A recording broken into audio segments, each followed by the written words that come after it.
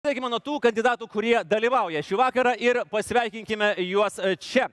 Kandidatas į prezidentus Giedrimas Jeglinskas.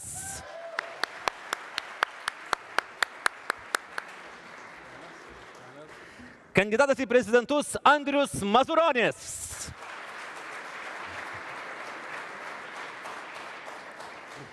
Gerai, prie kolonos atsiremti galės. Atsiremti, jeigu jau labai užspaustam. Kandidatai į prezidentus Ingrida Šimonytė.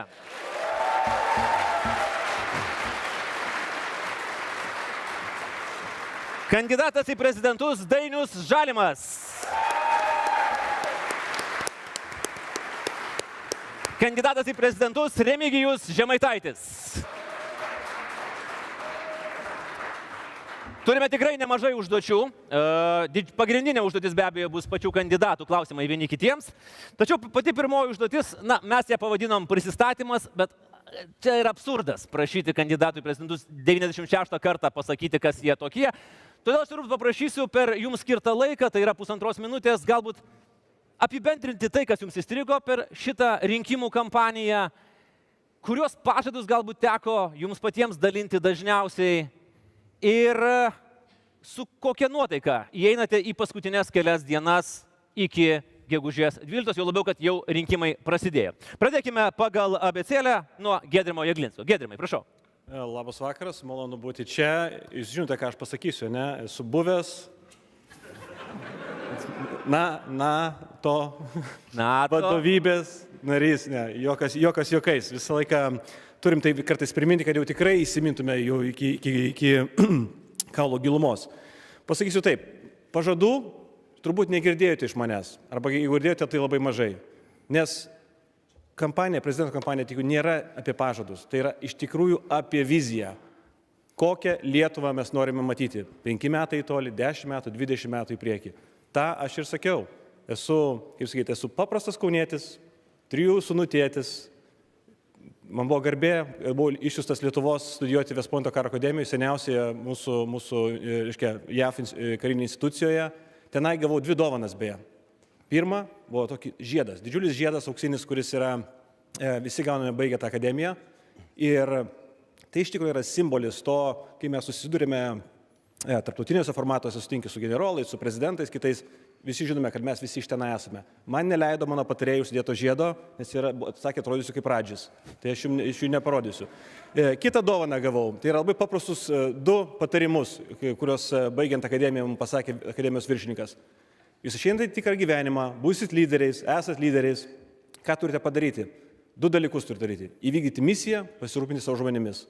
Ta aš ir darau. Mano misija čia kandidatuojant yra apsaugoti Lietuvą ir pasirūpinti žmonėmis. Taip. Ačiū, Giedrimai. Bent jau vizualiai pats balčiausias kandidatas į prezidentus šį vakarą Andrius Mazuronis. Prašau, Andriau. Pats skaidriausias. 1,5 minutės jūsų. Andrius, tinkat. Einant čia nemaniau, kad pasakysiu tuos žodžius, Andriau, bet aš pritariu jums, ką jūs pasakėt pradžioj, kad turbūt absurdas yra prisistatinėti dar vieną eilinį kartą kandidatuojant ir tikrai per šitą kompaniją mes jau visi vienas apie kitą turbūt sužinojom pakankamai daug ir pakankamai detalios informacijos ir netgi daugiau turbūt negu mes patys kartais žinom. Pavyzdžiui, aš, kad Giedrimas 3 vaikų tėvas ir West Pointe studijavo, jau naktim sapnuoju. Tai ir dar kartelį išgirdau, tai rizikuodamas, nenorėdamas rizikuoti savo ne konkurentų, bet partnerių psichologinė sveikata, gal labai daug kažkokių detalių neatskleisiu, nesakysiu, labai tą lengva praguglinti tikriausiai. Bet vieną dalyką, ką norėčiau pasakyti apie šitų rinkimų esmę iš principų ir kaip aš juos matau, kadangi jau paskutinę savaitę ir turbūt artėja į pabaigą ir tos visos diskusijos, debatai, kuriuose teko dalyvauti, jie generuoja tokią vieną labai paprastą mintį ar paprastą idėją, ką aš galėčiau suvesti pasiūlymą turbūt, nes mes esame akademiniai erdvėj, kaip jūs minėjot savo prisistatymę ir galima kažkokiais pasiūlymais, pasidalinimais ar patirtimi pasidalinti, kad iš tiesų rinkimai, ypatingai artėjantis rinkimai, taip palyginčiau su tokia populiaria programėlė, artėjantis rinkimai tai nėra Tinderis. Ir kadangi jauna publika čia esu įsitikinęs, kad žino, kas tai yra ir iš tiesų remtis nusprendžiant, kam atiduosit savo balsą per ateinantį sekmadienį, nereikėtų lemianti argumentais patinka, nepatinka, myliu, nemyliu, kažkokiais tokiais trumpais emociniais išskaičiavimais. ir braukti pirštą, kaip ten tindė, ar į kairę, ar į dešinę, ar į viršų, ar į apačią, kaip ten daro. Gal Andriu, jūs gal geriau žinot. Kodėl? Aš turėčiau žinoti. Nu, į kažkurią pusę braukti, žiūrėkit, jo. Nes iš tiesų mūsų visų laukia labai rimtas pasirinkimas, labai rimtas sprendimas, nuo kurio priklausys ateinančių 5 metų valstybės likimas, mūsų visų likimas, jaunosios kartos likimas, nemaža dalimi svarbių įvykių kažkokia lemtis. Ir todėl, man atrodo, yra labai svarbu įsisąmoninti, kad rinktis reikia atsakingų žmonės, rinktis reikia žmonės, kurie ne asmeninį interesą kelia į viršų, ne politinį narcisizmą kelia į viršų.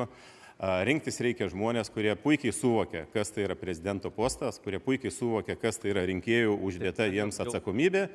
Baiginėjau tuo ir tuo pasirinkimu nepiknaudžiauja. Akivaizdu turbūt, kad iš visų stovinčių čia su visa pagarba savo konkurentam aš geriausiai atitinku tuos visus reikalavimus ir tuos visus kriterijus, tačiau jeigu jūs manysit kažkaip kitaip, gegužės 12 pasirinkti, tai aš palieku jums teisę patiems spręsti. Ačiū. Ingrida Šimonytė.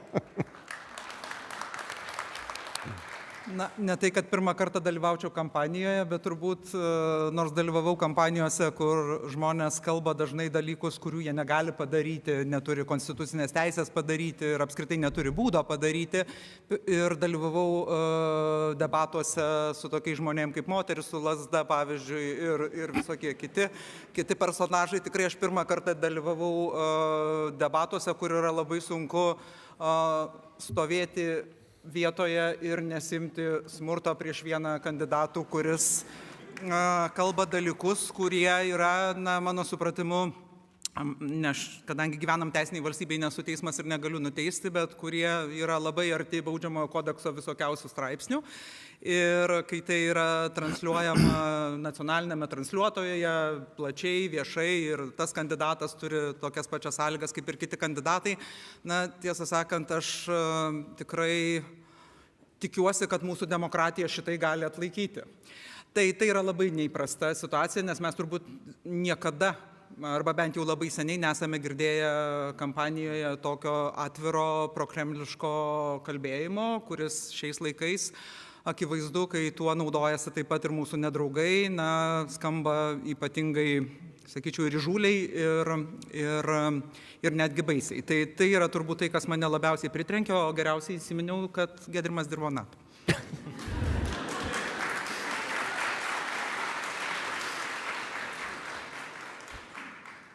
Dainius Žalimas.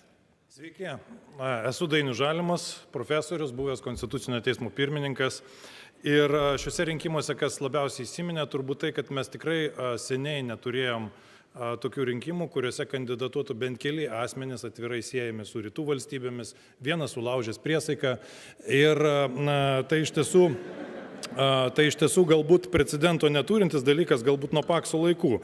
Bet šiaip apskritai, ko aš sakiau dalyvaudama šiuose rinkimuose, tai yra, kad Lietuva turėtų vakarietišką prezidentą, kuris gerbia konstituciją, gerbia žmogaus teises ir kuriam nekyla abejonių dėl paramos Ukrainai, tai dėl to ir norisi pasiūlyti tikrą vakarietišką politiką, absoliutų Ukrainos palaikymą ir žinojimą, kad du vienas kitą mylintis asmenys, nepaisant kokiai lyčiai jie priklauso, yra tiesiog šeima. Tai aš neišnaudosiu. Aš nesirengiu išnaudoti visų 1,5 minutės, nes įspūdžių, aišku, buvo visokiausių, galbūt nesu lasdomi žmonės, bet šiaip žmonės, kurie vadino visokiais panašiais vardais, bet šiaip įspūdis yra po šalį važiuojant tikrai geras ir aš tikrai siūlyčiau rinktis ne sąstingį dar 5 metams, ne dar vieną Vengriją, bet rinktis, tiesiog matot, tada ir mažai yra iš ko. Ačiū, Dainiau. Ir 5. kandidatas šį vakarą Remigijus Žemaitaitis. Ačiū. Tai iš tiesų, gerbiamas Dainiau, didelis ačiū už reklamą, nes, kaip sako, nieko nėra geriau, kai tave priešininkas reklamuoja. Tai pati geriausia reklama ir dar svarbiausia yra nemokama. Iš tiesų, kadangi Andriaus klausimą atsakant, kas labiausiai, tarkime, atkreipė dėmesį vykstančius rinkimuose, tai aš vis dėlto labai džiaugiuosi, kad mes gyvenam nepriklausomai valstybei, kad mes esame NATO, esame ES nariai, bet įdomiausia tai, kad mes turime galų galę debatus, mes galim diskutuoti, mes galim būti keletą kandidatų, mes galim turėti skirtingą nuomonę. Na ir pažiūrėkime, kas vyksta dabar Amerikoje. Tai vakar irgi kaip tik turėjau galimybę diskutuoti, kalbėti. Tai skambina bičiulis ir sako, žinai, pažiūrėjau debatus ir sako, sveikinu, kad bent jūs galite diskutuoti. Sako, pas mus du stovi, sako, ir tie patys jau amžinatilsį praktiškai keliauja, žinai, ir sako, nežinom, už ką balsuoti. Iš tikrųjų taip, jūs pažiūrėkit, kas vyksta Amerikoje. Amerikoje pasirinkimo nėra, šiandien tarp blogio ir gėrio nerenkamės. Vienas turi palaikymą 45%, kitas 43%, o mes 6-8 diskutuojame. Tai klausimas, ką pagrindė išduoda gyventojai, žmonės, tai žmonės užduoda tai, kodėl pati kaip prezidento institucija kartu su vyriausybė ir su valdančiaja dauguma ir su Seimu nesiema kontrolės. Na, vienas iš pagrindinių tokių įdomiausių dalykų bankai. Iki 20 metų per dieną bankai uždirbdavo 1 milijoną, dabar uždirba 3 milijonus per dieną. Šių metų, praeitų metų pelnas 960 milijonų eurų. Na ir žmogus klausia, sako, tai kaip čia galų galia yra? Prezidentas teikia Lietuvos banko vadovas, Seimas įtvirtina, kontrolės mes neturim. Lygiai tas pats ir su Igničiu. Kol Ignitis nebuvo 25%, sako žmogus privatizuotas, tai kaip čia dabar atsitiko, kad tos kainos kilo. Ir tą tu turi aiškinti. Ir tai yra dar kartą parodo, kad pas mus demokratija yra gyva, demokratiją reikia saugoti, reikia ją išlaikyti, bet esminis yra koks yra dalykas, kad mes turime šviesti kuo daugiau žmonių. Kągi, ačiū. Remigijau.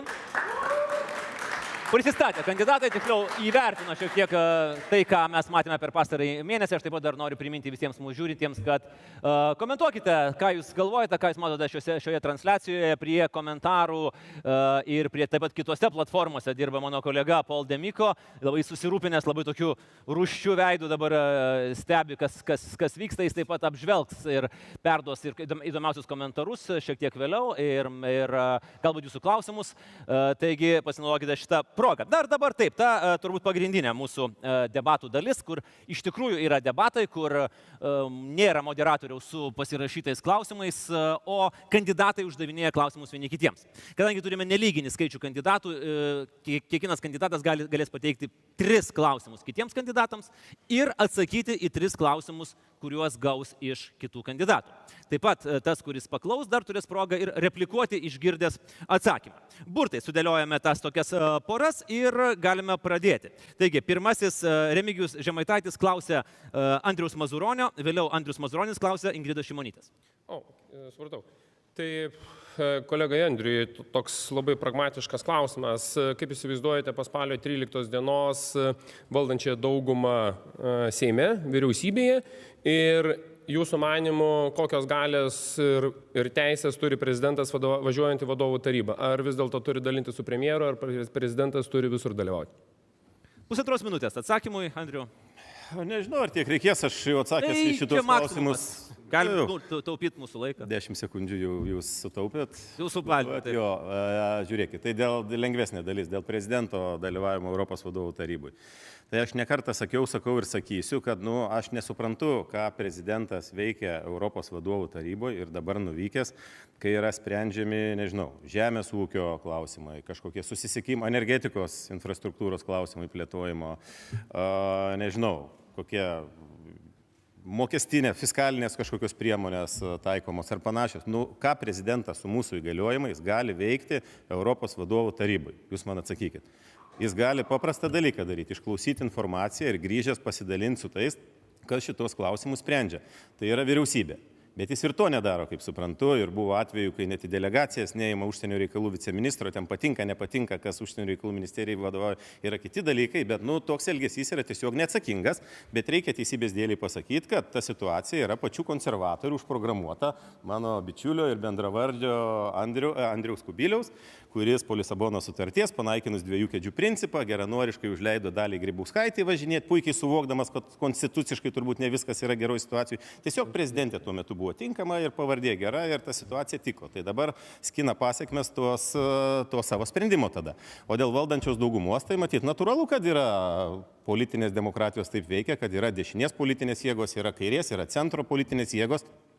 Ir natūralu, kad matyt pagal dabartinės apklausas labiausiai tikėtina yra, kad vis tik centro kairės valdanti dauguma bus po šitų Seimo rinkimų, nors neatmesčiau, kad aš nebūčiau visiškai kategoriškas ir pasakyčiau, kad yra galimybių, kad gali išsilaikyti su tam tikrom modifikacijom ir dabartinės valdančios daugumos širdis, nors aš asmeniškai būčiau šalininkas agituoti už centro kairės politinio spektro jėgų laimėjimą.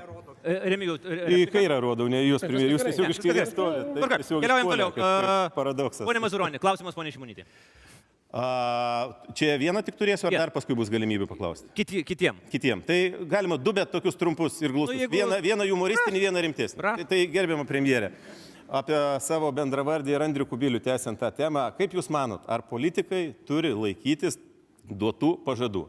Ir šioje vietoje aš noriu jums priminti 2009 metų pridėtinės vertės mokesčio pakelimą, kuris buvo įvardintas kaip laikinas ir jūs turėjote 3,5 metų pakeisti šitam sprendimui ir tas nebuvo padaryta. Tai čia toks rimtesnis, o mažiau rimtas toks, gal psichologinis labiau vis tiek politikam kandidatuojantiem į aukščiausius valstybės vadovo postus. Man labai patinka ir įstrigo jūsų reklama su stuburu.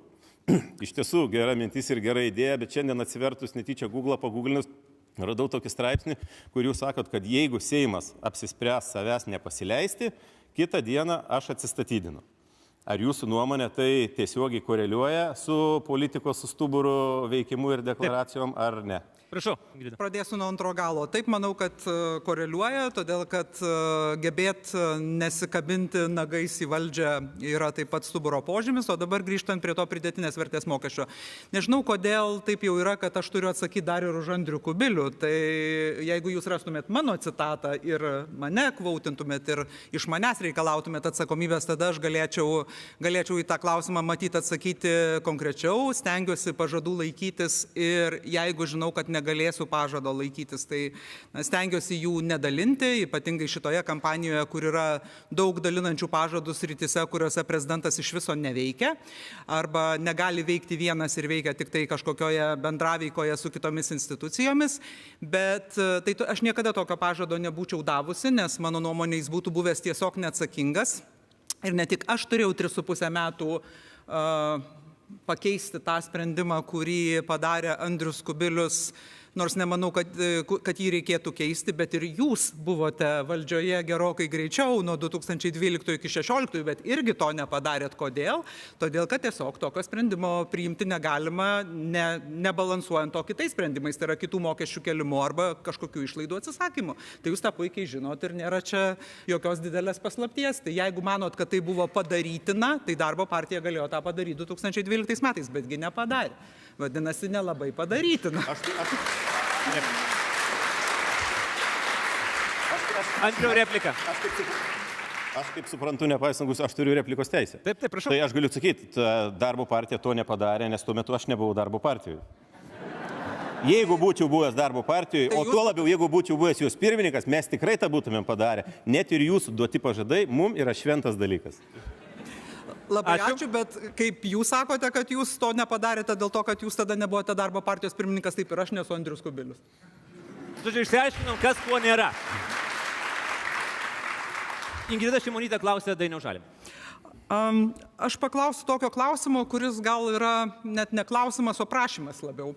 Todėl, kad kartu su prezidento rinkimais mes turime referendumą dėl dvigubos pilietybės. Ir aš paprašysiu gerbiamo Dainiaus kaip konstitucijos specialisto vis dėlto atsakyti į tas sąmokslo teorijas, kurias dabar girdim kurstant dėl referendumo formuluotės, kad neva čia kažkas nori kažką pasiekti paslėpto, ne to, kad neva čia kažkas nori kažką pasiekti paslėpto, ne to, kas yra deklaruojama, kažkaip kažkokią konspiraciją atlikti ir dėl to negalima dalyvauti referendume arba negalima palaikyti formuluotės.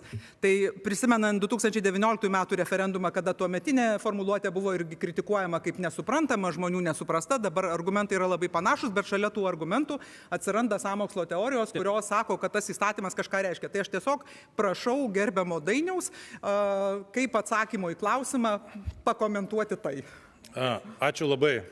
Iš tiesų, referendumo formuluotės matyt visiems tikrai geros ir vienodai suprantamos niekada niekas neras. Tai yra natūralu. Yra, kai kartais pasako, kad 3 teisininkai 5 nuomonės, tai iš tiesų ir žmonių yra su įvairiomis nuomonėmis. Bet šio referendumo formuluotės esmė, nors jinai žodžiais be abejo skiriasi, jinai yra ta pati. Tai yra pašalinti nuostatą, kuri trukdo visiems Lietuvos Respublikos piliečiams, kurie įgytų draugiškų šalių, draugiška šalis čia atskirai reikėtų aiškinti, bet ES, NATO ir EBPO, pilietybę, kuri trukdo išsaugoti Lietuvos Respublikos pilietybę.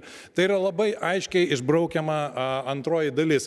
Kodėl formuluotė dabar tokia keista? Galima daug diskutuoti apie biuletenio ten turinį ir taip toliau, bet iš esmės yra vienas dalykas aiškus. Referendume priiminėjama ne bet kas, o konstitucijos pataisa. Dėl to balsuojama už konstitucijos pataisos tekstą ir jis tiesiog paprasčiausiai kitoks negali būti.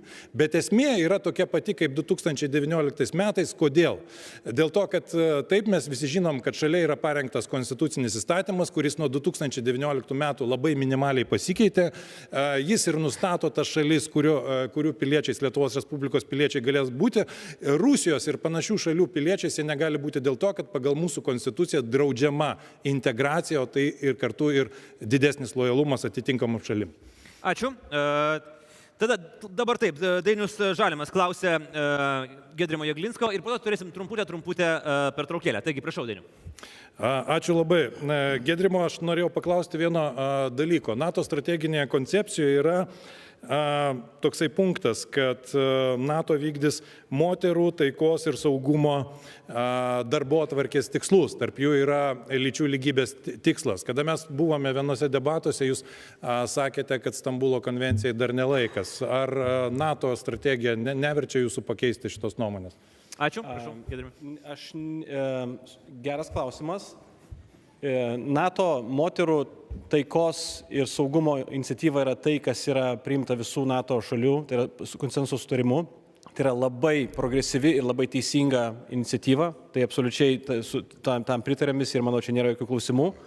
Kalbant apie mane, turbūt gal kalba eina apie debatus Lukiškių aikštėje, kur aš kažkaip netyčia tą lentelę ten taip kažkaip sviravo. Mes radijui kartu diskutavom tada. Kaip? Radijui kartu dviese. Jo, dabar bet aš kalbėjau apie tą lentelę, kur ten bet kokia atveju, ar tai būtų apie Stambulo konvenciją, aš manau, turime suprasti, kad Stambulo konvencija yra jos, kaip sakyti, jos tikslas yra užtikrinti, kad smurto neliktų nei šeimoje, nei moterim ir aš manau, nei vyram, visoje šeimoje turi būti visų teisės užtikrintos. Turime viską daryti, kad yra ir nacionaliniai teisė, jau turėtų būti dabar tie dalykai padaryti. Dabar pažiūrėkime pastarosius 4 metus. Šis dalykas, Stambulo konvencijos priėmimas, jos ratifikavimas, tai yra Seimo darbas ir per pastarosius 4 metus nieko neįvyko. Ir klausimas yra absoliučiai skaldantis. Man kaip šalies vadovui turbūt esminis dalykas yra, kad šalyje būtų vienybė. Bet kaip prezidentas aš tikrai raginčiau Seimą eiti iš to keliu ir priimti tą konvenciją ir aš tikrai nevetuočiau šito dalyko. Tai labai paprastas atsakymas. Ačiū. Dainiau, replika? Ne. Gerai, tai dabar trumpa minutės pertraukėlė ir grįšim tada.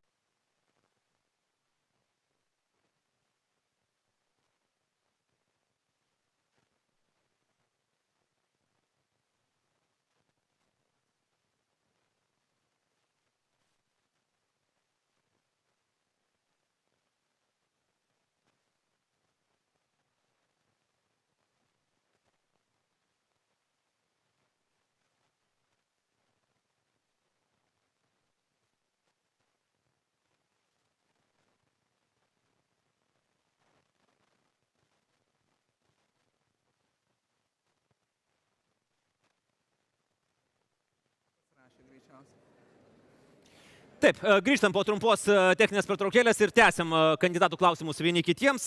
Ką tik girdėjom Giedrimo Jeglinsko atsakymą į Dainiaus Žalimo klausimą. Dabar ponas Jeglinskas pateikė klausimą ponui Žemaitaičiui. Tai mano klausimas yra apie tokį konceptą kaip melas. Ir aš taip įeisiu šitą klausimą per tokį vieną citatą iš serialo Seinfeld. Čia žinome Seinfeldą, ne? Čia per jauna hebra čia. Yra kelias. Puiku. Tai viename epizode Džeris eina prieš pasimatymą su policijos karininkė, kuris sako, aš noriu tave pasodinti ant adatos, tai yra poligrafo. Ir jis nežino, ką daryti. Žino, kad poligrafas jį pagaus meluojant, ar jis žiūri ten serialą kažkokį. Ir jis paklausė savo draugo, Džordžo, sako, ką man daryti? O Džordžas yra toks patologinis melagis, sako, angliškai pasakysiu, it's not a lie if you believe it. Ir aš neversiu, nes čia visi turbūt šitoje. Tai aš noriu paklausyti Remigijaus, ar kai jūs meluojate rinkėjams, ar jūs tikite pats to?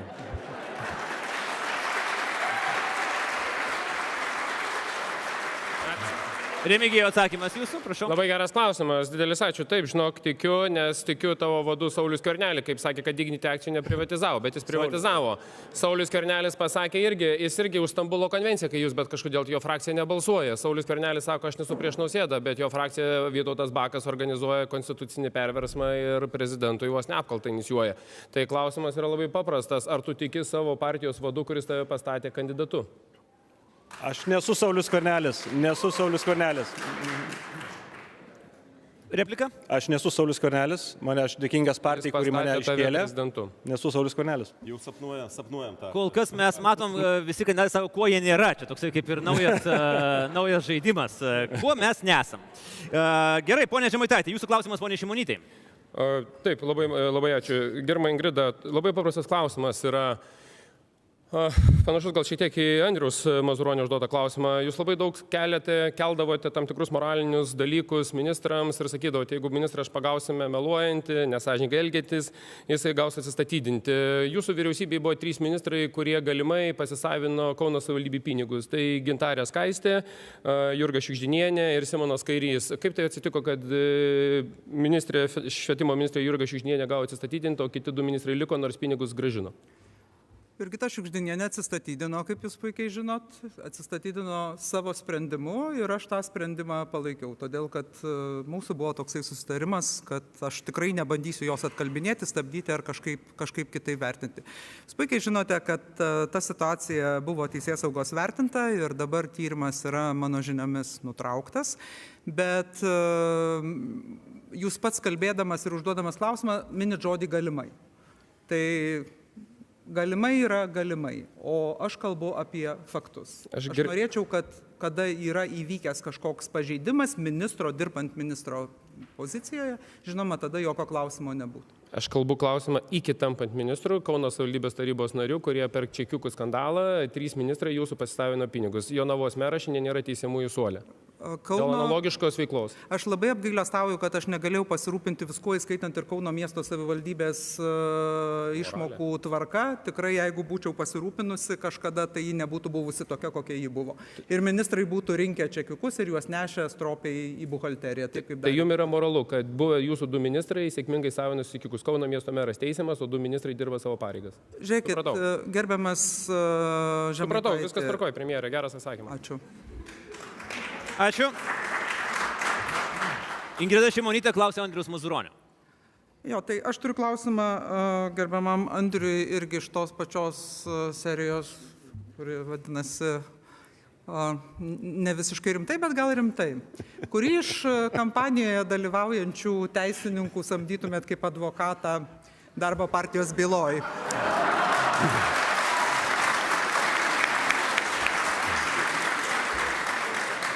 Ir kodėl? Šiaip, kurioj byloj? Jų keletą buvo, nes jų specifika šiek tiek kita yra, gal, nes skirtingom bylom skirtingų samdyčių. Tai, konkretizuokit šiek tiek. Tai pasakykite, kokioj byloj, kurį samdytumėt ir kodėl. Klausimai, premjerė. O kompanijų dalyvauja teisininkų? Pagal diskusijas ir pagal debatus aš girdėjau tik politinius argumentus. Kažkokių teisinių negirdėjau. Čia yra 2 ir vienas, kuris bijo ausinio ausyse, čia nedalyvauja, bet irgi yra teisininkas mano žiniomis.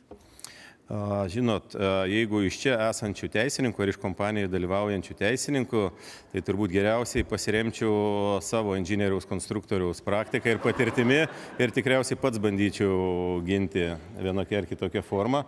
Ir pasakysiu atvirai, nei vieno iš kompanijų dalyvaujančių teisininkų, kaip teisininkais, nelabai pasitikiu ir tam yra objektyvios priežastys, nes visus juos laikau daug rimtesniais ir turbūt su daug ilgesniu stažu politikais, nei kad realiai veikiančiais teisininkais, ar bent jau tokiais teisininkai, kuriuos būtų galima pasitelkti tokio pobūdžio bylose, nepaisant to, kad mes, darbo partija, ten esam visiškai nekalti.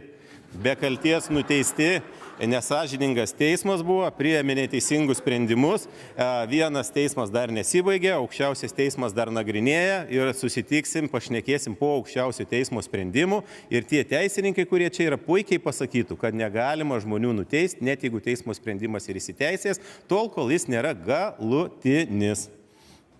Ar ne? Galima patikslinantį klausimą? Prašau, galima. O kai jūs išrinks prezidentu, kaip jūs skirsite teisėjus į tuos teismus, kurie nagrinėjo?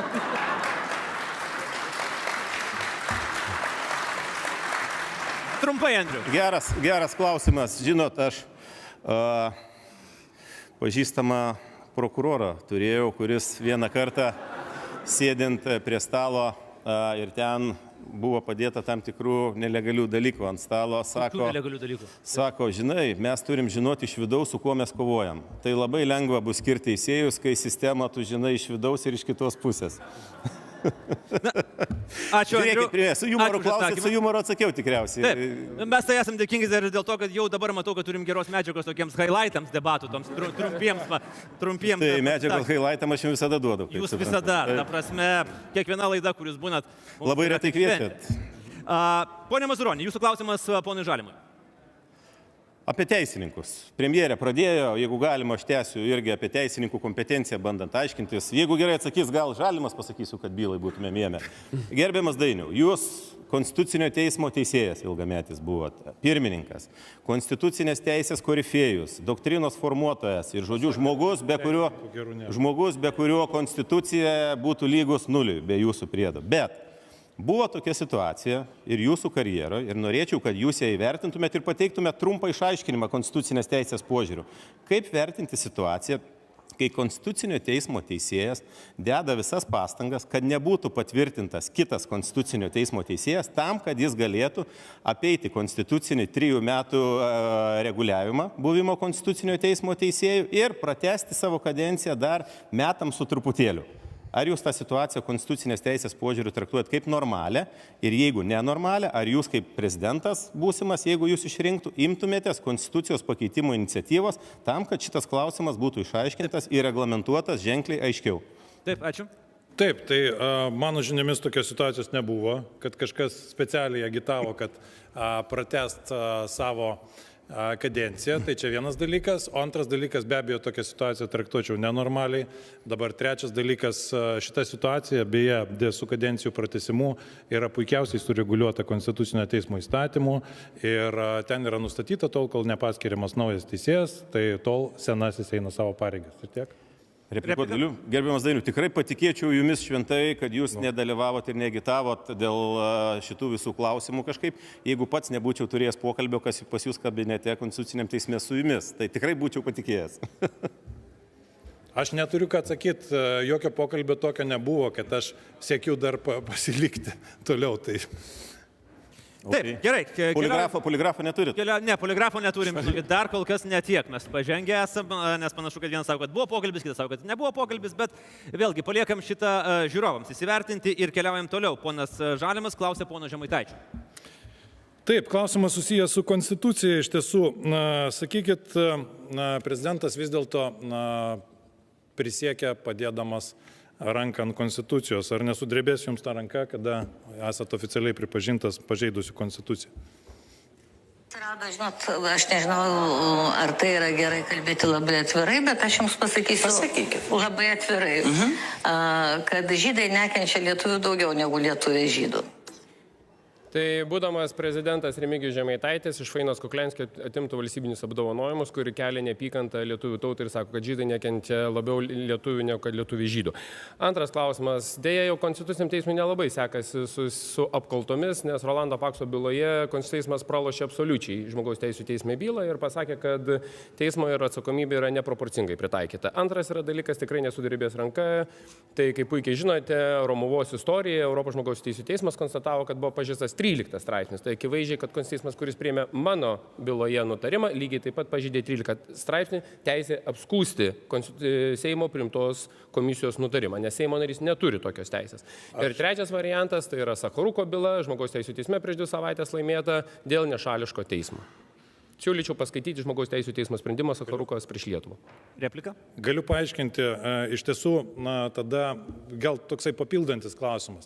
Jūs kaip pagrindinį savo argumentą toje byloje, kur esat pripažintas šiurkščiai pažeidusių konstituciją ir sulaužiusių priesaiką, teigiat, kad komisija buvo neteisėta. Kodėl tada neinicijavot kitos teisenos, nes jūs puikiausiai kaip teisininkas turėtumėt žinot, kad išvadoje dėl Seimo nario veiksmų teismas negali pripažinti antikonstitucinių komisijos sudarimo. Kodėl tada neinicijavot kitos bylos, būtent dėl šitos komisijos? Dar kartą atkartoju, Seimo statutas nenumato šitos procedūros, taip kaip ir Romuvos byloje žmogaus teisų teismas pasakė, kad buvo pažeistas 13 straipsnis, nes subjektui nėra teisė jos apskūsti. Pasiskaitykit Seimo nutarimo projektą. Aš tik galėjau į vienintelį atvejį etikos procedūrų komisiją, o į konstitucinį ne, tik Seimo nutarimo. Gerai, ačiū. Keliaujam toliau. Ponas Žemaitaitis klausė pono Jeglinsko.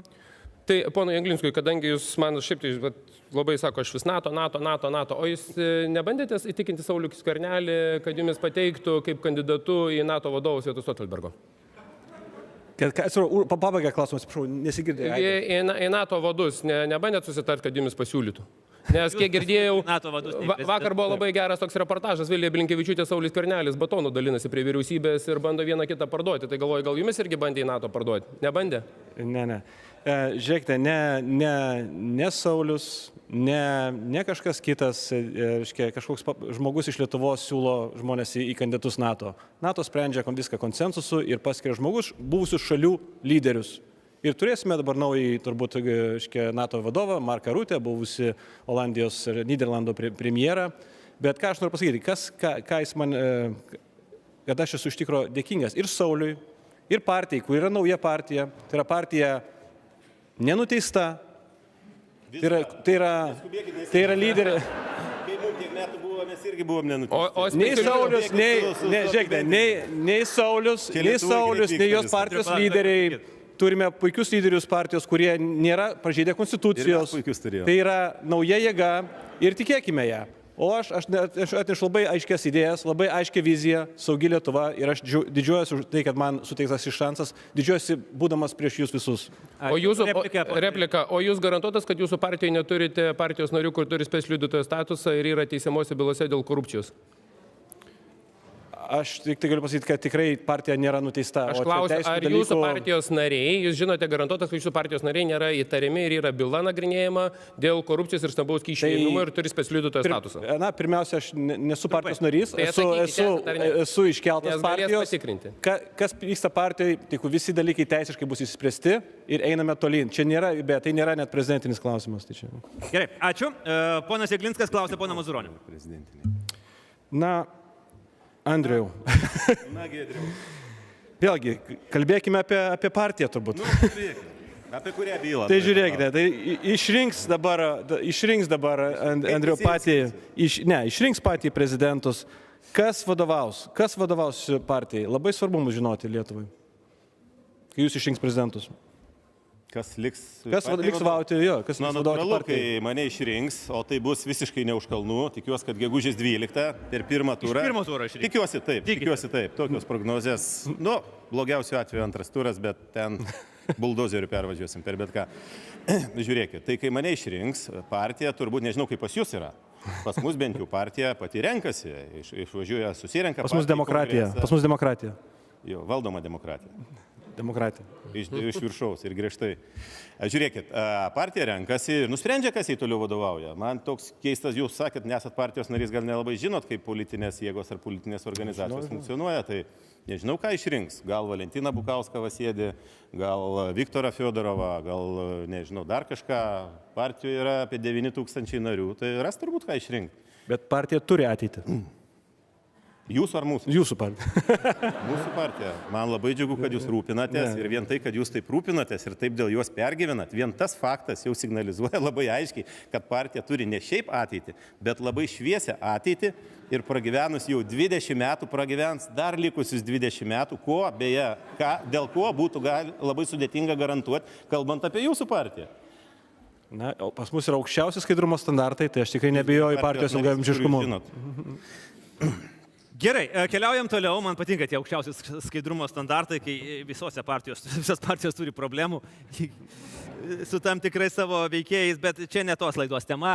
Andriu, pirmą kartą objektyviai pasakėt kažką. Kodėl? Kad visose yra problemų, o ne kažkurio vieno. Visą laiką tą sakiau. Nebuvo girdėjęs. Net ir dabar, negirdėjau, tai reikia išsivalyti. Džiugu. Reikia išsivalyti. Tiek technikos turit ir negirdit, ką mes... Vieną varganą kompiuterį. Kokia čia technika, klausykit, Andriu. Ir pasakė, kad laidas geriau žiūrėtumėte. Pirmą kartą išgirdau. Gerai. Jūsų. Taip.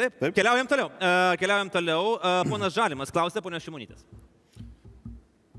Aš, sakykit, turiu tokį paprastą klausimą. Tarkime, jūs šitos rinkimuose negalit balsuoti už save. Už kurį kandidatą balsą atiduotumėt?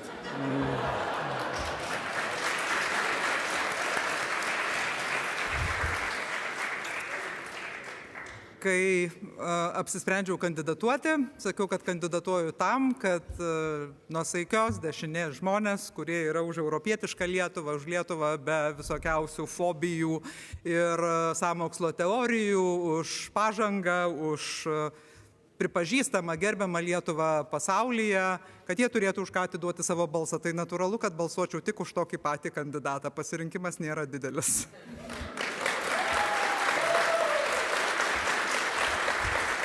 Pone Šimonytė, jūsų paskutinis klausimas, pone Žemaitaičiui.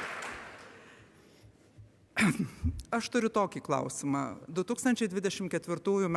vasario 24 dieną. Iš kurios valstybės teritorijos prasidėjo invazija į Ukrainą? Kelintais metais? 22 m. vasario 24 dieną. Iš Baltarusijos. Tai jūs sutinkate, kad taip, jūs buvote sutinkau ir pataisiau. Neteisus. Bet... Ingrida, ir pataisiau repliką po to interviu davimo, atsiprašiau ir pataisiau, kad vis dėlto ne iš Rusijos, o iš Baltarusijos. Na, matai. Aš kažko nemačiau. Po truputį viską išsiaiškinam. Gerai, paskutiniai klausimai. Dabar žiūriu, kas dar ko nėra, kam uždavęs. Taip. Dar galim 3 kandidatam užduoti klausimą. Ką? 3 kandidatam galima. Taip. Tai dabar iš principo yra toks dalykas. Kiekvienas kandidatas turi po paskutinį klausimą ir išsirenka bet kurį kitą, kuriam nori paklausti. Pone Jeglinskai, pradėsim nuo jūsų. Na, aš pradėsiu nuo gerbiamos Ingridos. Ir baigti, čia vienas klausimas. Pradėsiu, tai pradėsiu. Pradėsim ir užbaigsim su Ingrida. Dabar vėlgi pradėsiu nuo trumpos istorijos. Prieš 3 mėnesius pas jūs, Andriau, beje, sudalyvau tokiam šou. Klausimų šou buvo kartu prieš Verygą ir su mano komanda buvo vienas toks puikus humoristas. Ir Paulius Demiko ten sėdi, moderuoja online. Ir aš norėjau paklausti, čia susiję dalykai yra. Ar sutiktumėte, miela Ingrida, paskolinti man vieną iš šios laidos vedėjų, Paulių Demiko, kuris yra, žinau, jūsų ir gerbėjas, ir galbūt netgi kampanijos dalyvis, mano paties reklamai, nes irgi reikia nusifilmuoti video. Bet aš kažkoks turtas esu tiesiog, kaip Zoradas tiesiog. Tai tada darom sąžiningai, kaip Andrius su parašų rinkimu. Tada aš su visais nusifilmuoju po video. Su visais 8. Ir labiausiai laukiu, aišku, Eduardo. Ar galiu... Na, man atrodo, Lietuvoje baudžiava buvo panaikinta nepakankamai vėlai, nepakankamai anksti, bet vis dėlto buvo panaikinta. Tai aš nežinau, ar aš turiu kokių nors teisių į gerbiamą Paulių ir atitinkamai negaliu juo disponuoti. Jūs tiesiog nueikit jo ir paklauskit. Principė galit nueiti. Galim nueiti, bet nenuslėpsime, kad vis tiek yra dalyvis kampanijos yra pas Ingridą. Taip. Gerai, Andriau, jūsų klausimas kam? Sudėtinga situacija, kadangi dar 2 neklausiau ir turiu labai gerus klausimus, bet kadangi Giedrimas labai nervuojasi ir erzinasi, kai jau klausia apie Saulių Skvernelį, tai gal aš neklausiu jo ir nebeerzinsiu, žmogaus psichiką patausuosiu. Remigijaus paklausiu. Jau jo psichikos netausosit. Apie Saulių. Mes su Remigijum labai senai pažįstami. Mūsų pirma partija buvo Tvarkatys, mes toj pačioj partijoj, mes tiek daug bendro viens apie kitą žinom, mes galim tiek priklausti, bet 2 labai trumpus klausimus. Remigijau, jeigu galiu vieną rimtą, vieną tokį mažiau. Daug žinom viens apie kitą, bet ne viską. Tai vat antra dalis bus apie tai, o pirma dalis apie rimtesnis klausimas, apie Konstitucinio teismo išaiškinimą dėl pačio ir tą sutraktavimą šiurkštaus Konstitucijos sulaužimo.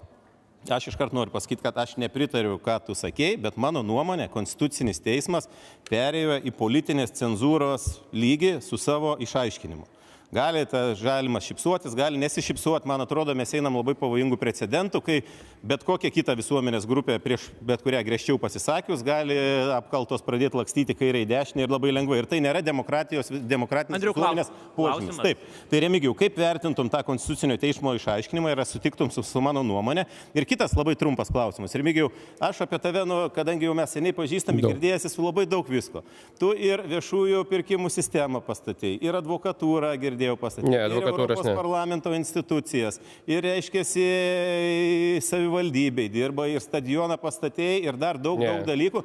Gali keliais žodžiais pasakyti, kas tu esi ir apie ką? Dėl Konstitucinio teismo sprendimo, tai tikrai galiu pasakyti, aš turiu kardinaliai kitokią nuomonę ir aš manau, kad sekantis politikai, kurie nesutiks su valdančiosios daugumos sprendimais, jūs ten atsidursite.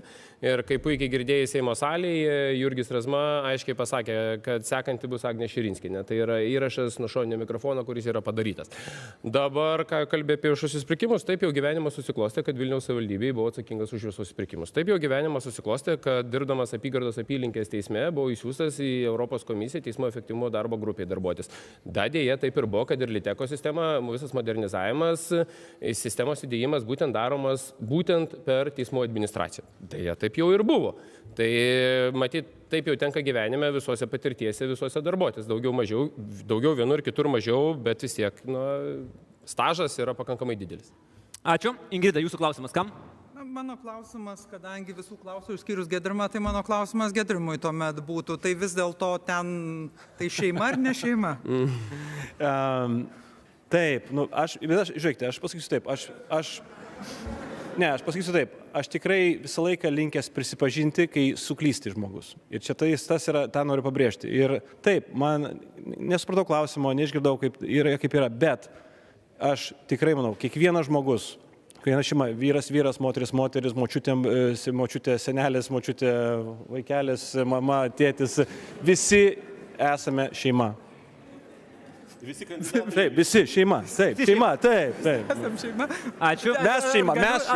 Mes šeima. Ar mes čia visi šeima esam, tokia filosofinė prasme, ar vis dėlto tai yra šeima teisinė prasme su teisinėmis pasiekmėmis, galimybė bendrai valdyti turtą, paveldėti, lankyti ligoninėje ir taip toliau. Bet aš prastu, tas turėtų eiti, bet tam reikia tam tikrų teisinių žingsnių, tai tą reikia priimti, bet to turi priimti Seimas. Tai absoliučiai nevetuosiu, kaip čia sakiau, čia veto, neveto, tai nevetuosiu. Ir tikrai palaikau. Ačiū. Dainiau, prašau, jūsų klausimas kam? Aš vieninteliam Andriui Mazuroniui turbūt nesu uždavęs. Tai klausimas toliau apie partiją. Jūs tikrai buvote ne vienoj partijoje, įskaitant ir liberalus, kiek aš prisimenu. Ar tai reiškia, kad dabar iš visų partijų daugiausia būtent darbo partijoje turit bendraminčių? Žiūrėkit, gerbiamas Žalimai, geras klausimas. Bet aš atsakysiu jums klausimų į klausimą. Kiek jūs Seime iš 141, dabar 139 Seimo narių išvardintume tokių, kuriam jų politiniam kelyje nėra tekę pakeisti nei vienos politinės organizacijos? Jūs esat buvęs konservatorių partijos narys, dabar kandidatuojat nuo Laisvės partijos. Kurioje partijoje jūs daugiau bendraminčių turite? Aš dabar jokioj partijoje. Bet kandidatuojat nuo ko? Tai bendraminčių ten. Premjerė, kaip suprantu, nuo konservatorių. Ir jūs? Narys konservatorių, ar aš kažko nesuprantu? Kaip čia yra? Bet premjerė nėra partijos pakeitimas. Ne, tiesiog. Tai premjerė sutinku, taip, vienas iš retų ir nedaugelio atvejų. Žiūrėkit. Yra... Ar su Viktoru Uspaskichu, pavyzdžiui, bendramintis esate ar ne? Tai apie Uspaskichą galėsit antrų klausimų, jeigu suteiks Andrius paklausimą. Nebebūsiu antrų klausimų. Ir Vilija Blinkevičiūtė, ir, nežinau, ir Gintautas Paluckas, ir, reiškiasi, beskit, ką norit. Visa frakcija yra iš valstiečių atskilus, kur, reiškiasi, dabar Giedrimo politiniai partijai. Visi buvo valstiečių žaliųjų politiniai partijai. Vis tiek užkliusit, Giedrimai. Kelis kartus. Tai, žiūrėkit, taip svarstant. Čerčilis, prisiminkit Čerčilį. Kiek Čerčiliui jo politiniai karjeroj yra tekę kartų pakeisti politinį jėgą ir kokį istorinį vaidmenį jis paliko pasaulio istorijai. Perlaužė Antro pasaulinio karo eigą. Tai reiškia, kad žmonės su stipriu stuburu ir su savo nuomonės turėjimu ir su... Kažkaip tą Ingridą čia jūs tau prisimėt šitą. Nu, jūs savo ovacijom užgavėt su stipriu stuburu, pasakiau, ir su savo nuomonės turėjimu, to premjerės plakate nemačiau. Ir su nebijojimu jos atvirai ir tvirtai reikšti. Tokie žmonės politikoje labai dažnai nukenčia ir yra stumiami iš įvairiausių politinių organizacijų. Ir tos, kurios išstumia tokius lyderius, jos yra silpnos. Gerai, ačiū. Remigijau, paskutinis klausimas. Kam? Jo, tai Ingridai, aš turiu tokį įdomų klausimą, filosofinis. Konstitucinis teismas keletą kartų yra konstatavęs savo bylose dėl valstybės vadovo. Egidijus Kurys, žinomas konstitucinio teismo pirmininkas, korifėjus, kur ir Pakso tuo metu irgi pasakė, kad Vytautas Landsbergis negali būti pripažintas prezidentu. Gitanas Nausėda vieną dieną sako jis prezidentu, kitą dieną sako jis nėra prezidentu. Kaip jums atrodo, po konstitucinio teismo dviejų išaiškinimų ir po Kūrio komentarų, tai vis dėlto Vytautas Landsbergis yra prezidentas, buvo išrinktas prezidentas ar ne? Čia Ingridai Šimonytei. Taip, prašau. Ačiū už klausimą. Tai, man atrodo, šitas klausimas yra gana aiškus, todėl kad negalima vadinti žmogaus prezidentu, kai tokios pareigybės tuo metu tiesiog nebuvo pagal laikinąją konstituciją, pagal kurią mes visi gyvenome, bet negalima nuneigti taip pat fakto, kad tai buvo faktinis valstybės vadovas ir pagal tas funkcijas, kurias jis atliko tas funkcijas, kurias vėliau pasikeitus, jau priėmus konstituciją, patvirtinus ją referendumu, dabar atlieka Respublikos prezidentas. Tai aš suprantu klausimo potekstę, bet manau, kad jūs čia save truputį pergudravo. Ne, aš labai įdomi su Nausėdos palyginti. Gerai. Tai labai gerai, ačiū. Ačiū. Mes keliaujam į kitą mūsų debatų fazę. Tai bus 3 socialinių grupių arba visuomeninių organizacijų atstovų video klausimai, kiekvienam iš kandidatų į prezidentus. Ir atsakymai mes turime 1 minutę, ten yra labai konkrečiai suformuluoti klausimai. Pirmąjį klausimą užduoda organizacijos Tušti narvai vadovė Gabrielė Vaitkevičiūtė. Dėmesio į ekraną. Sveiki, esu Gabrielė, organizacijos Tušti narvai vadovė. Šiuo metu jau daugiau nei 32 000 lietuvių pasirašė peticiją, kuria skatina politikus palaikyti geresnius įstatymus gyvūnams. Koks jūsų požiūris į gyvūnų gerovę? Ar galima tikėtis, kad jeigu būsite išrinkti, palaikysite įstatymus, kuriais siūloma didinti gyvūnų gerovę ir vetuosite tuos, kuriais siekiama ją sumažinti? Labai ačiūs klausimas. Giedrimai, pradėkime nuo jūsų. O kitą klausimą. Puikia iniciatyva, puikia organizacija ir beje ir Facebook ir per kitą socialinę mediją labai įdėmiai ir intriguojančiai klausė visų turbūt ten tegindami mus visus. Ta ir atsakiau. Tikrai už gyvūnų teisės, už mažiau narvų arba visai narvų, kad neliktų jų. Tai tikrai čia tik tai galiu sutikti. Čia labai toks paprastas klausimas, manau. Ačiū. Andriau? Žiūrėkit, vis tiek turi būti kažkoks balansas. Aš irgi už gyvūnų teisės. Bet sutikit, kad jeigu mes vištas auginsim ant 10 kvadratinių metrų vieną vištą, taip kaip nori, kaip suprantu, gyvūnų gerovės sergėtojai, tai kiaušiniai parduotuviai kainuos ne 2,5 euro, bet 12 arba 15 eurų. Ir savo turim vis tiek kažkurioje tai vietoje rasti ribą pagauti ir atsakyti klausimą, iki kiek mes pasiruošę eiti kompromisu savo kasdieniam gyvenime dėl gyvūnų gerovės. Atsisakysim nešiuoti kažkokių kailių. Moteris atsisakys, panelės, čia kiek turit, kas. Tai čia iš tos organizacijos sėdi, to iš galo nereikia taip garsiai, kiek girdėjau. Atsisakysit kiaušinių valgyti, kiaulieną atsisakysit valgyti, jautieną atsisakysit valgyti, arba ar pasiruošę už tai mokėti 5 ar 10 kartų daugiau nei kad mokat. Tai kai savo atsakysim į tokius klausimus, galėsim diskutuoti apie gyvūnų gerovę ir apie ten, reiškiasi, 100 kvadratų galim laikyti vieną karvę ir vieną vištą, bet nesu įsitikinęs, ar tas sprendimas iš tiesų apsaugo gyvūnų teisės. Ačiū. Ingrida? Pasirišau skarelę ne su žirniukais, o su šuniukais šiandien. Ir ne tik, kad palaikysiu, bet ir palaikau visada iniciatyvas, kurios yra skirtos gyvūnų gerovės užtikrinimui, ar tai būtų kailinės fermos ir jų uždraudimas, nes aš be kailinių gyvenu turbūt daugiau negu 30 metų ir gyvenu gerai. Man visiškai tų kailinių nereikia, aš net kartais stebiuosi, kodėl man jų reikėjo, kodėl aš juos nešiau tada, kai gal nebuvo labai ką apsirengti, bet dabar tikrai yra ką apsirengti, to tikrai nereikia nei iš bado, nei iš vargo, nei iš kažkokių kitų būtinybių naudoti. Lygiai taip pat ir kiti reikalavimai, ir kiti siūlymai, kurie yra dėl šunų laikymo, sakykime, ir dėl kitų gyvūnų gerovės, tai vienareikšmiškai taip, nes tai yra civilizacijos ženklas, gyvūnai, mes esame atsakingi už gyvūnus, kadangi mes juos prijaukinam arba mes juos eksploatuojam kažkokiem savo poreikiam ir atitinkamai turint minti, kad gyvūnai negali balsuoti, tai kažkas kitas turi šitos klausimus už juos spręsti ir manau, kad tai yra mūsų pareiga. Ačiū, Ingrida. Dainiau? Ačiū. Iš tiesų esu vienintelis iš kandidatų, kuris į programą iš karto įsitraukė šitą klausimą, kad tikrai remsiu visas iniciatyvas skirtas gyvūnų geroviai gerinti. Ir vienareikšmiškai taip, pagal Konstituciją valstybė privalo visą aplinką saugoti, įskaitant be abejo ir gyvūnus. Tiesa, tokio išaiškinimo taip formaliai nėra, bet man atrodo, mes kaip žmonės neturime teisės vardan kažkokių materialių dalykų tyčiotis iš tų, kurie tikrai neturi nei balso teisės, nei galimybės pasipriešinti. Tai gyvūnų gerovė vienareikšmiškai, čia daug galima būtų punktų vardinti, kad ir narvų nebūtų, kad ir veisėjų kontrolė būtų ir daugelį kitų dalykų. Daugintojų kontrolė turės. Taip. Turiuomenį kontrolę, kurios valstybė tikrai mes matom efektyviai pakankamai neatlieka. Veisėjas yra garbinga profesija. Daugintojas yra tas, kuris tas padugnėlė nedidelė. Taip, prašau, Remigijų.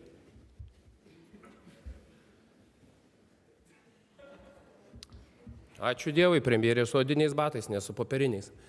Tai žiūrėkit, tiesiog, kolegos, mes čia dabar prisižarsim, kažkas kailinių nenori, kažkas dar kažko tai nenori.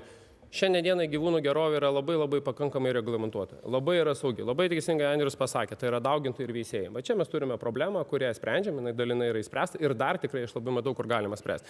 Aš tikrai jokių, būdamas prezidentu, tikrai nepalaikysiu ir neremsiu dar griežtesnių dalykų, kas yra gyvūnų laikymas, tai yra gyvūnai, kurie skirti maistui.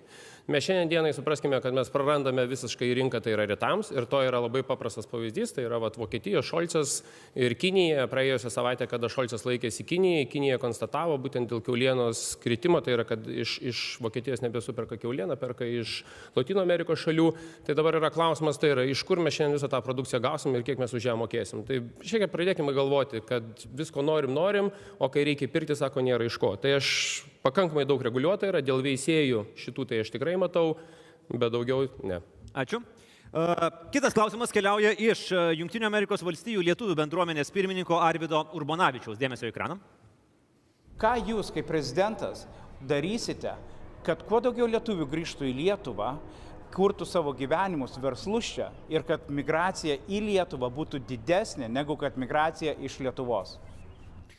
Klausimas, aišku, kompleksinis ir sunku jį atsakyti per minutę, bet pabandykim. Remigijau, mes pradėsim šį kartą nuo jūsų. Iš tiesų labai sunkus. Tai būdamas prezidento, aš faktas, kad kviečiausi premjerį ir valdančiųjų partijų atstovus, tai šiuo atveju, jeigu, pavyzdžiui, premjerė yra Ingrida Šimonytė ir tada tu tvirtini strategiją. Bet vienu sprendimu tu jos neįspręsi. Mes galime kalbėti apie investicijas, vargu bau, ar investicijos didelės šičia norės, ir jie ar norės grįžti. Klausimas yra dėl sąlygų. Tai yra, mes turim pradėti nuo švietimo, mes turim pradėti nuo socialinių, mes turim pradėti nuo sveikatos. Tai, mes sakau, čia per minutę tai ne, bet prezidentas su premjeru su valdančiai daugumą šitoje vietoje gali labai daug padaryti. Dainiau. Ačiū. Reikėtų pradėti matyti nuo referendumo, kuris visiems yra aktualus, tai paraginčiau dar kartą palaikyti referendumo formuluoti ir balsuoti už, tai be abejo sukurtų tam tikrą papildomą psichologinį palankų klimatą grįžti.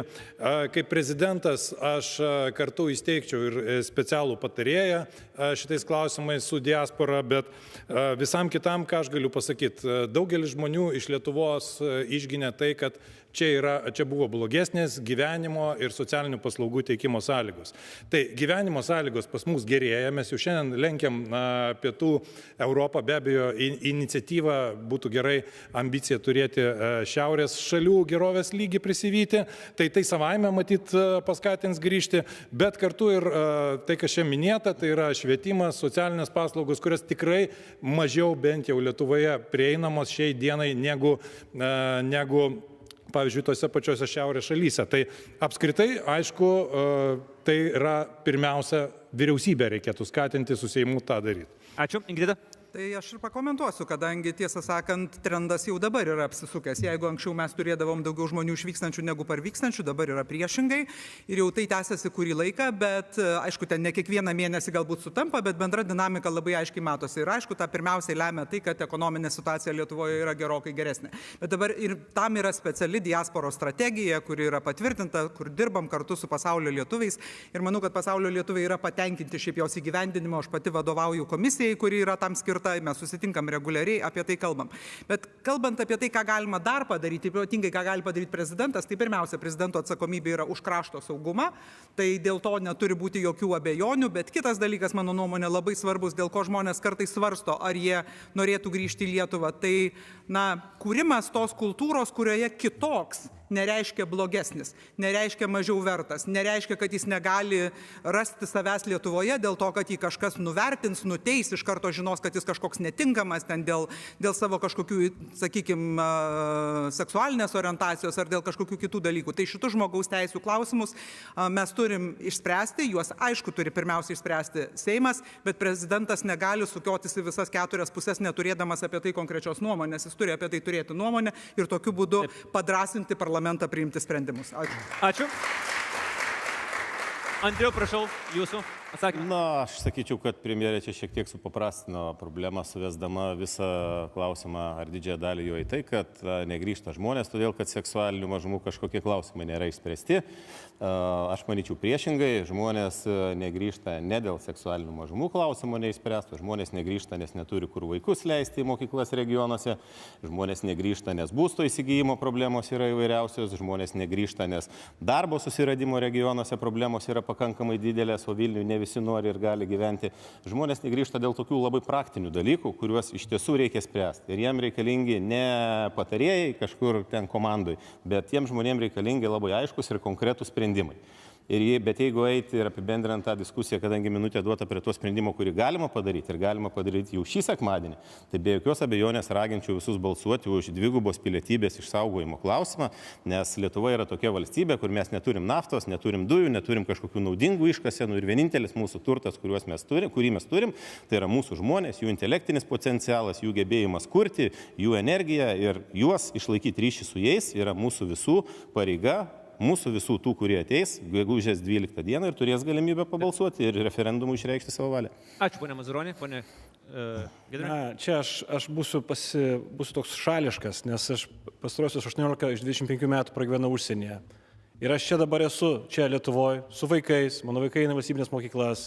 Ir mums nereikėjo papildomų kažkokių paskatų, paprasčiausiai yra grįžti čia, nes tu čia gali kurti šalies ateitį. Tu kūrei valstybės, tu esi dalis istorijos, tu čia gali kurti valstybės ateitį. Ir tą supranta po truputį ir mūsų išvažiavę, bet ką turime daryti, kad čia ne apie tai, kad reikia kviestis. Remkime juos ten. Reikalingos finansinės paskatos tom mokyklėlėms, kurios yra Čikagoje, Sidnėjuje, Singapūre ir kitur. Padėkime išlaikyti kultūrą, lietuviškumą. Po to tie žmonės, ar jie patys, ar jų vaikai norės grįžti čia partnerio ieškos, kitas grįž, anūkas įkurs verslą, bet tam reikia, kad jie išliktų aktyviais, gyvybingais bendruomenės nariais. Lietuva turi būti atvira. Čia nekalbate globali, atvira Lietuva. Ir tam reikalingos paskatos, ir tam reikalinga, kad mes netiminėtume pilietybės iš žmonių. Nes referendumas yra net ne apie dvigubą ar daugiaibinę pilietybę, tai yra apie pilietybės išlaikymą. Tai balsuokime už. Taip, ačiū. Ir paskutinis klausimas iš dar vienos organizacijos. Jį pateikė Sidabrinės linijos komunikacijos vadovas Lukas Tamulinas. Sveiki, kandidatai. Esu Lukas Tamulinas, Sidabrinės linijos komunikacijos vadovas. Politikai, o tarp jų ir jūs, kandidatai, kalbėdami apie senjorus mintė 2 problemas. Jų fizinės sveikatos iššūkius ir pensijas. Tačiau pamirštate dar vieną labai svarbią problemą – jų psichologinę sveikatą. 1 iš 4 nusižudžiusių Lietuvoje žmonių yra senjoras. Mūsų vidinis tyrimas atskleidžia, kad nedidesnės pajamos negarantuoja geresnės psichologinės sveikatos. Todėl norėčiau šiandien paklausti jūsų, ką jūs konkrečiai, jeigu būsite išrinktas, padarysite, kad sumažintumėte senjorų vienišumą ir geriau integruotumėte juos į visuomeninį gyvenimą. Ačiū, Lukai, už klausimą. Giedrimai, prašau nuo jūsų. Tai čia palėtė labai puikia organizacija ir palėtė labai opų klausimą. Aš manau, kad tai mes atsidurėme galiausiai tokius, reiškia, valstybės politikos aspektus kaip regionų politikos nebuvimą. Kai regionai tuštėja, kai nuimos yra paslaugos tokios kaip paštas, reiškia, sodra, mokyklos dingsta, kitas mažėja regionai, mažėja tas bendruomeniškumo jausmas. Dėl ko kalbėjo apie savižudybės, reiškia, klausintysis. Bet kas turime, kur bendruomenė, mes visi tolstame nuo bendruomenių. Ir vienas iš geriausių pavyzdžių, ką aš manau galėtume iš tikrųjų labai greitai padaryti, tai yra sustiprinti finansavimą ir dėmesį tokiam organizacijom kaip Trečiojo amžiaus universitetas. Teko keliauti per visą Lietuvą, tai tokios organizacijos, kur apjungia, senjorai, jiems nereikia kažkokios paramos, jiems reikia vietos, kartu susitikti, pakalbėti, pabendrauti, tas duoda visai kitokį, aiškiai, akstiną gyvybiškumui, veiklai ir tai yra nuostabus dalykas. Tai tik tai už stiprią regioninę politiką ir iš tikrųjų dėmesį senjoram per tokias iniciatyvas kaip tau, Trečiojo amžiaus universitetai. Ačiū, Andriu. Aš kaip supratau, čia apie savižudybių prevenciją vyresnio amžiaus žmonės, jeigu teisingai išgirdau. Plačiai prasme turbūt buvo klausimas, kalbant apie mažinimą senjorų vienišumo ir jų labiau geresnis integravimas į visuomeninį gyvenimą. Žiūrėkite, be jokios abejonės, aš pritariu, kad tai plačiaja prasme iš tiesų susiję su įvairiausio pobūdžio socialinių paslaugų prieinamumu, socialinių ir psichologinių paslaugų prieinamumu ir ypatingai regionuose. Visų pirma, užimtumo. Vyresnio amžiaus žmonėms, pensinio amžiaus žmonėms nėra, tai yra įvairiausių bendruomenės centrų skatinimas įsikurti. Trečiojo amžiaus universitetas labai geras pavyzdys ir analogiškos kažkokios nevyriausybinės organizacijos galėtų ir turėtų steigtis. O iš valstybės pusės, kur mano nuomonė yra didžiulė spraga ir didžiulė problema, ir čia ne tik regionuose, bet net ir Vilniaus mieste, didžiuosiuose miestuose lygiai taip pat, tai yra psichologinės pagalbos prieinamumas. Gebėjimas valstybinėse įstaigose nemokamose paslaugose gauti psichologo konsultaciją. Psichologų yra per mažai, jie yra neprieinami ir jų paslaugos yra sunkiai gaunamos arba atskirais atvejais išvis negaunamos. Taip, ačiū, Ingrida. Ačiū. Tai vis tiek tai, ką kolegos kalbėjo, yra daugiausia vyriausybės prerogatyvo ir vyriausybė daug dalykų tose temose būtent ir daro. Aš esu pažadėjus konkrečiai Zitai Žebrauskienei, kad turėsiu specialią tarybą ir specialų formatą aptarimui klausimų su senjorais, kadangi visiškai pritariu tam pastebėjimui, kad labiausiai ko reikia, tai kad žmonės jaustųsi reikalingi. Jie gali jaustis reikalingi per įvairias veiklas. Trečiojo amžiaus universitetas beje yra puikus dalykas ir ne todėl, kad ten žmonės susirenka pabūti, o todėl, kad jie ten daug sužino, išmoksta ir įgyja įgūdžių, kurių niekada neturėjo, mokosi kalbų ir tiesiog tai yra ne kažkokia socialinė paslauga, tai yra visai kitokio pobūdžio veikla. Tai tą reikia visokiojopai skatinti. Kiek reikia skirti ir finansinių išteklių, tą aišku turi daryti vyriausybė, bet manau, kad prezidentas tiesiog rodydamas pagarbą šitai mūsų visuomenės grupiai tikrai gali, karts nuo karto tuos klausimus susitikęs su senjorų organizacijomis, su vyriausybė aptarti ir ieškoti kažkokių galbūt tobulinimų. Dainiau. Dėkui. Sutikčiau, kad tai iš tiesų pirmiausia prezidentas čia gali rodyti moralinę arba politinę lyderystę sprendžiant šį klausimą ir tai yra labai svarbu, formuojant bendrą tolerancijos kultūrą visoje Lietuvoje ir čia net nesvarbu senjorų atžvilgių, moterų atžvilgių, vaikų atžvilgių, žmonių su negale atžvilgių, nes kodėl dažniausiai įvyksta ta socialinė izoliacija, tai būtent dėl šitų priežasčių, kad kažkas šiuo atveju dėl amžiaus nurašomas. Tai be abejo, čia prezidentas galėtų tikrai daug padaryti, formuodamas tokią bendrą kultūrą ir skatindamas veikti. O visa kita, tai jau kažkai ir minėta buvo iš esmės, tai yra ir įtraukusis užimtumas. Tai be abejo reikėtų skatinti, kad senjorai kiek ilgiau, beje, mūsų visų interesas išliktų toje darbo rinkoje.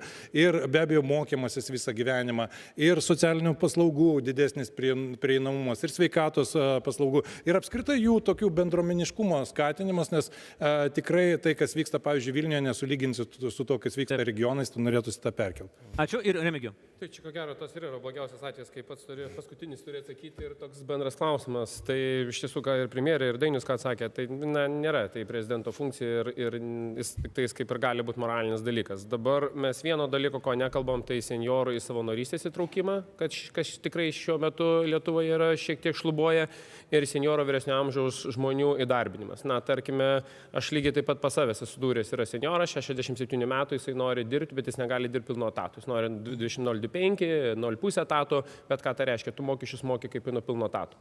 Tai va, netgi šičia žmogus jisai sako, nu, bet aš jo negaliu įdarbinti, nes realiai mokesčiai yra pakankamai dideli.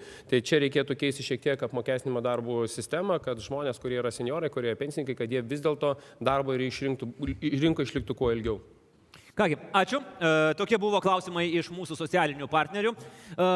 Dabar mes, dar kada primenu, esame ISM universitete ir čia irgi jaunimas studijuoja politiką, domisi politiką, dabar bus proga jiems užduoti savo klausimus. Bet prieš tai norėčiau Pauliui Demiko, jis labai visas susirūpinęs, kad jį čia pardavinėja kaip lėlę.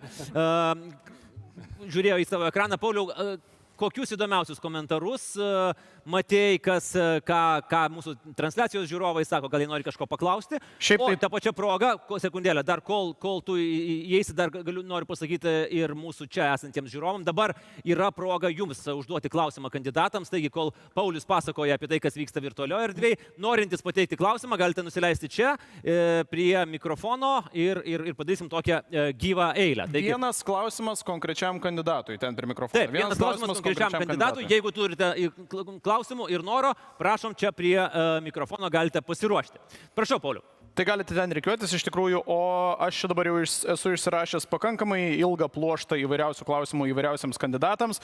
Žinoma, prasidėjus transliacijai didžiausias skundas tai buvo kur Vaitkus ir bijo Vaitkaus, nes bijo tiesos Laisvės TV, tokie buvo pastebėjimai. Man to buvo pastebėjimas toksai, čia neminint jokių pavardžių, jis tiesiog parašė, koks cirkas, kai pagrindinių klaunų nėra. Su ta pačia nuotaika buvo ir klausimas, kokia žvejyba, kai nėra žuvies. Nežinau, į ką čia referuoja, net negaliu įsivaizduoti. Tada Tadas pastebėjo, kad kam čia dar stengtis, vis tiek Karbauskis juk eilinius rinkimus laimės. Visai šiaip neblogas pastebėjimas. Dar čia jau prasideda konkretus gana klausimai kandidatams, bet čia toks bendrinis, tai Mazuronis matosi, kad vakar judėjęs ir tada nemažai buvo tokių šiaip pastebėjimų, iš tikrųjų, aš nežinau, čia gal galės pats Mazuronis tai pakomentuoti ir dar klausia, kaip surasti Mazuronį Tinderyje kažkas.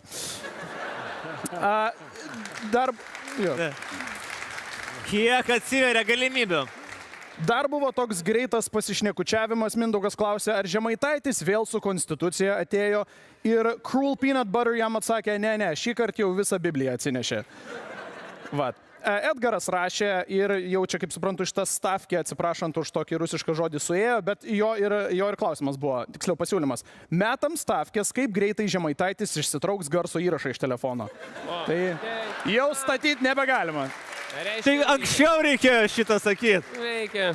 Tai va, tai jau statyti nebegalima. Tai tokie iš esmės yra, toks būtų įvadas į mūsų čiato aktyvumą. Siūlė statyti.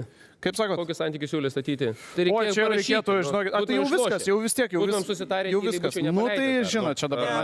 Man jau dabar reikės skaičiuotis ir su Ingrida, ir su Giedrimu, dabar su jumis, nu tai čia iš vis, tiek daug darbo nereikalingo prisidariau. Ir tada turime, kaip jau sakiau, visai tokį nemažą pluoštą klausimų iš gyvos vaizdo transliacijos žiūrovų, bet jeigu turime čia gyvų klausimų, tai aš mielai pereičiau ir prie jų. Nuo mūsų žiūrovų salėje, o po to dar bus proga paklausti, Pauliau, ir to mūsų transliacijos žiūrovų. Prašau, trumpai. Dėl Mazuronio judėjimo, ne? Politikos studentus šiandien ir norėjome paklausti pono Jaglinsko, kylant konsensusui plėsti kariuomenės ir gynybos pramonę Lietuvoje, norėjome paklausti, jei tai darytume, ar jūs siūlytumėte, kad gynybos pramonė būtų plėtojama valstybinėmis įmonėmis ar privataus Lietuvos kapitalą ar privataus užsienio kapitalą? Gerai, ačiū. Pane Glicai, klausimas. Puikus klausimas ir aš sakysiu labai paprastai. Pradžiai pradėkime nuo didesnio paveikslo. Per artimiausią dešimtmetį Lietuva išleis 25 milijardus eurų gynybai. Tai yra didžiuliai pinigai ir mes turim padaryti viską, ką galime, kad šitie pinigai, šitie finansai liktų Lietuvoje. Reiškia, turėtume išleisti savo kompanijams, savo įmonėms, savo produktam. Tam reikalinga labai aiški valstybės, vėlgi per vyriausybės, čia turbūt turėtų eiti programa, kur investuotume, reiškia, finansus investuojame, tarkim, nežinau, 100-200 milijonų į Lietuvos įmonės, užtikrinam, kad jos prisijungia į pasaulinės tiekimo grandinės, kad iš tikrųjų čia vystume tą gamybą, kuri iš tikrųjų duos mums tikrąją pridėtinę vertę, kuri kurs mums iš tikrųjų klestėjimą. Tai yra vienas iš didžiausių ekonominių potencialų turbūt istorijoje, kas ateina ne tik į Lietuvą, visą Europą ir visą NATO. Juk pas mus 25 milijardai, tai įsivaizduokime, kokios sumos bus Lenkijoje ir Skandinavijoje ir visur kitur. Tai yra didžiulė galimybė, bet turime užtikrinti, kad Lietuvos žmonės, piliečiai laimėsim iš šito. Taip. Ačiū. Prašau, jūsų klausimas. Sveiki. Tai esame universitete, kuriame dėstoma verslo tvarumo vadybos programa ir nuo studentų visų norėtume paklausti kandidato Remigijaus Žemaitaičio. Praėjusiuose debatuose minėjote, jog jaunimas nemoka rūšiuoti, nežino, kaip rūšiuoti, perka daug produktų vienkartinėse pakuotėse. Mūsų klausimas būtų, gal galėtumėt pakomentuoti, kokias tvarias praktikas taikote savo kasdienėme gyvenime? Ačiū. Ačiū, labai geras klausimas. Remigijau, prašau. Jeigu pamenate, tai aš papildžiau dalis jaunimo savo. Labai, čia, kaip sakant, žiūrėkit, labai paprastas dalykas. Aš turiu ūkį, tai mano ūkį, tai ir aš turiu gyvulius. Ir šiandieną, kas yra maisto atliekos eina mano gyvuliams. Tai jeigu mes turime, tarkime, lieka žievelės, morkos, bulvės ir panašus dalykas, tai aš atiduodu triušiams. Jeigu yra jų perteklius didesnis, kažką tai, kaip puikiai pat žinai, aš daug gaminu, daug darau. Ir Žemaitaičio penktadienio kuchnė, tai mes labai sėkmingai šitos produktus vežu pas savęs jų kelniams atiduodu. Iš kas lieka popierių, kartoną labai sėkmingai priduodu, išrūšiuojame, plastiką, tarą visą išrūšiuojame. Priekybos centruose, kada kartais tenka man apsipirkti, ko aš nesu užsiauginęs, tai vienas iš pagrindinių dalykų, aš stengiuosi pirkti prekės, tai yra bires, o ne kiekvieną atskirai supakuotą. Ką aš pastebiu jaunimas, kadangi man teka šitam sektoriui dirbti, ateinant iki Seimo narių ir dabar išėjus vėl grįžau į tą patį sektorių, jaunimas šiandieną perka kiekvieną atskirą supakuotą saldainiuką nori nusipirkti, kiekvieną sausainiuką nori nusipirkti. Šiandieną aš kartais ryte nueinu kavos atsigerti. Aš visą laiką atsinešu savo puoduką arba prašau, sako, įsisinešimą ir čia sako, aš vietoj. Nueinu į tą patį McDonald's su vaikais, tai pasako, aš vietoj valgysiu. Ką daro didžioji dalis jaunimo, sako, mes įsinešimai. Pažiūrėk, kiek supakuoja. Prieš 2 savaitės knygos LT užsisakiau knygą. Nes šiandien yra labai svarbu. Užsisakiau knygą, 1-2 knygas sakiau. Na ir galvoju, pažiūrėsiu, kaip čia bus. Jūs nepatikėsite, man atsiuntė 2 knygas, 2 dėžiuose, popieriaus prigrūsta tiek ir dar į maišą. Sėdžiu galvoju, o čia tai neblogas rūšiavimas yra. Tai pažiūrėkit, jaunimai, kiek mes perkame nuotoliniu būdu internetu ir kiek mes sunaudojame iš tikrųjų popieriaus perteklinio, kurio nereikėtų. Gerai, ačiū. Pauliau, grįžtu pas tave ir jeigu yra klausimų kandidatams, kurie dar negavo gyvų klausimų, tai pateikim juos. Tai klausimų čia turime visokiausių ir čia be jokios abejonės noriu paraginti žmonės ir čia prieiti prie to mikrofono, nebūtinai visi klausimai turi būti tokie super ekonominiai, super kompleksiniai. Čia pas mane šiaip labai nemažai yra rock'n'rollo, kaip kad pavyzdžiui kaip Tomas klausė Mazuronio, kiek pakeliat? Aš nežinau, ar klausimas referuoja į tauriosius gėrimus ar į svorį, bet galite atsakyti kaip norit. Palikime improvizacijai. Trumpas klausimas, kiek pakeliat? Kiek pakeliat? Geras klausimas, bet dar prieš tai buvo, ar judėjo vakar kažkur, judėjo, kad Mazuronis. Tai padarykim savo nuožiūrą. Kaip ir susiję. Tai vakar judėjo, bet ne tik Mazuronis judėjo, bet visi čia stovintys kandidatai, išskyrus premjerę, turbūt iki 11 vakaro LRT debatuose.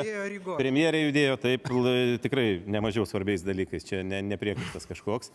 Tai tikrai norėjosi pajudėti ir kitur, ta prasme, ką paklausė, dėja namo pavyko grįžti pakankamai vėlai ir pakankamai daug vaistų išgėrus. Bet šiandien, po šitų debatų, aš neatmetu tokios galimybės. Nepaisant to, kad rytoj yra labai daug reikalų. O dar dėl Tinderio buvo ir kiek pakelia. Taip. Pasakysiu atvirai, nemažai tikrai pakeliu. Tai priklauso nuo to, iš tikro dar kiek svorio būnu. Pas mane toks svoris banguojantis, labai 20 kg aukštyn žemyn, bet taip, jeigu medianą išvedus, tai 0,7 link litro, taip drąsiai. Kaip suprantu, jeigu yra pasirinkimas atsakyti klausimą, sekundėlę, tik trumpą komentarą, jeigu yra pasirinkimas atsakyti, ar kiek pakeliat su štanga, ar kiek su buteliu, jūs renkatės buteliu. Kiek yra 10 po 100 gramų? Taip. Litras ar kilogramas? Litras ar kilogramas. Čia požiūrio klausimas. Jums litras, bet. Žinoma. Labai trumpai, bet. Ir kadangi esam universitete, didžiai daliai studentų, tai irgi yra litras, Andriau. Gerai, man reikia tada auditorijos. Pakelkite rankas, kam 10 po 100 yra litras. Bet tokie yra studentai šiais laikais. Niekas nepakėlė. Išskydo nuo mūsų laikų. Išskydo, ar ne? Gerai, keliaujam toliau. Pauliau. Vidas turi klausimą Šimonytei. Ar deportuosite Vaitkų, kai tapsite Lietuvos Respublikos prezidente?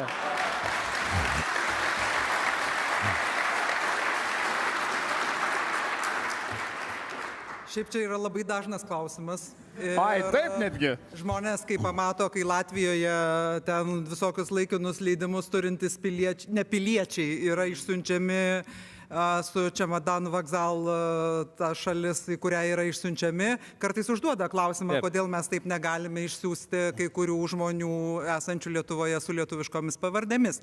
Tai va toks ir yra mūsų skirtumas nuo Baltarusijos, Rusijos ir visų kitų panašių državų, kur nėra jokios teisės ir jokios pagarbos įstatymams. Tai tikiuosi, kad už antivalstybinę veiklą ją konstatavus atsakomybės nepavyks išvengti niekam, bet kurti žmonės be pilietybės nėra civilizuotos valstybės požymis ir mes tikrai negalime žmonių įgyjusių Lietuvos Respublikos pilietybę gimimu, kad ir kaip mums jie nepatiktų, tą pilietybę atimti, išspirti per sieną ir pasiūlyti jiem kažkaip susirasti kitą gyvenamą. Kažkokios išimties ten neįmanoma. Konkrečiam žmogui, ne. Ir bet Ingrida, nėra variantas. Ingrida, jūs minėjote... Čia Dainiui Žalimui klausimas, bet aš tai trumpai, mažai šimtelį. Gerai, keliam toliau. Ne, aš norėjau pasakyti, bet Ingrida, jūs minėjote, kad paskutinėse LRT debatuose bent kelis baudžiakus užsidirbo Vaitkus. Tai kaip čia? Užsidirbo ar neužsidirbo? Tai čia yra mano vertinamoji, taip sakant, analizė, bet sprendžia tai tą vėlgi ne prezidentai ir ne kandidatai į prezidentus, o institucijos. Ir jeigu yra pagrindo, pradedama teisena. Ir jeigu yra pagrindo, tai tada teismas priima sprendimus ir įvertina tokius elgesius. Taip. Supratau, turime gyvą klausimą. Taip, prašau. Taip. Labas vakaras. Taip pat klausimas nuo ekonomikos ir politikos studentų Ingridai Šimonytei.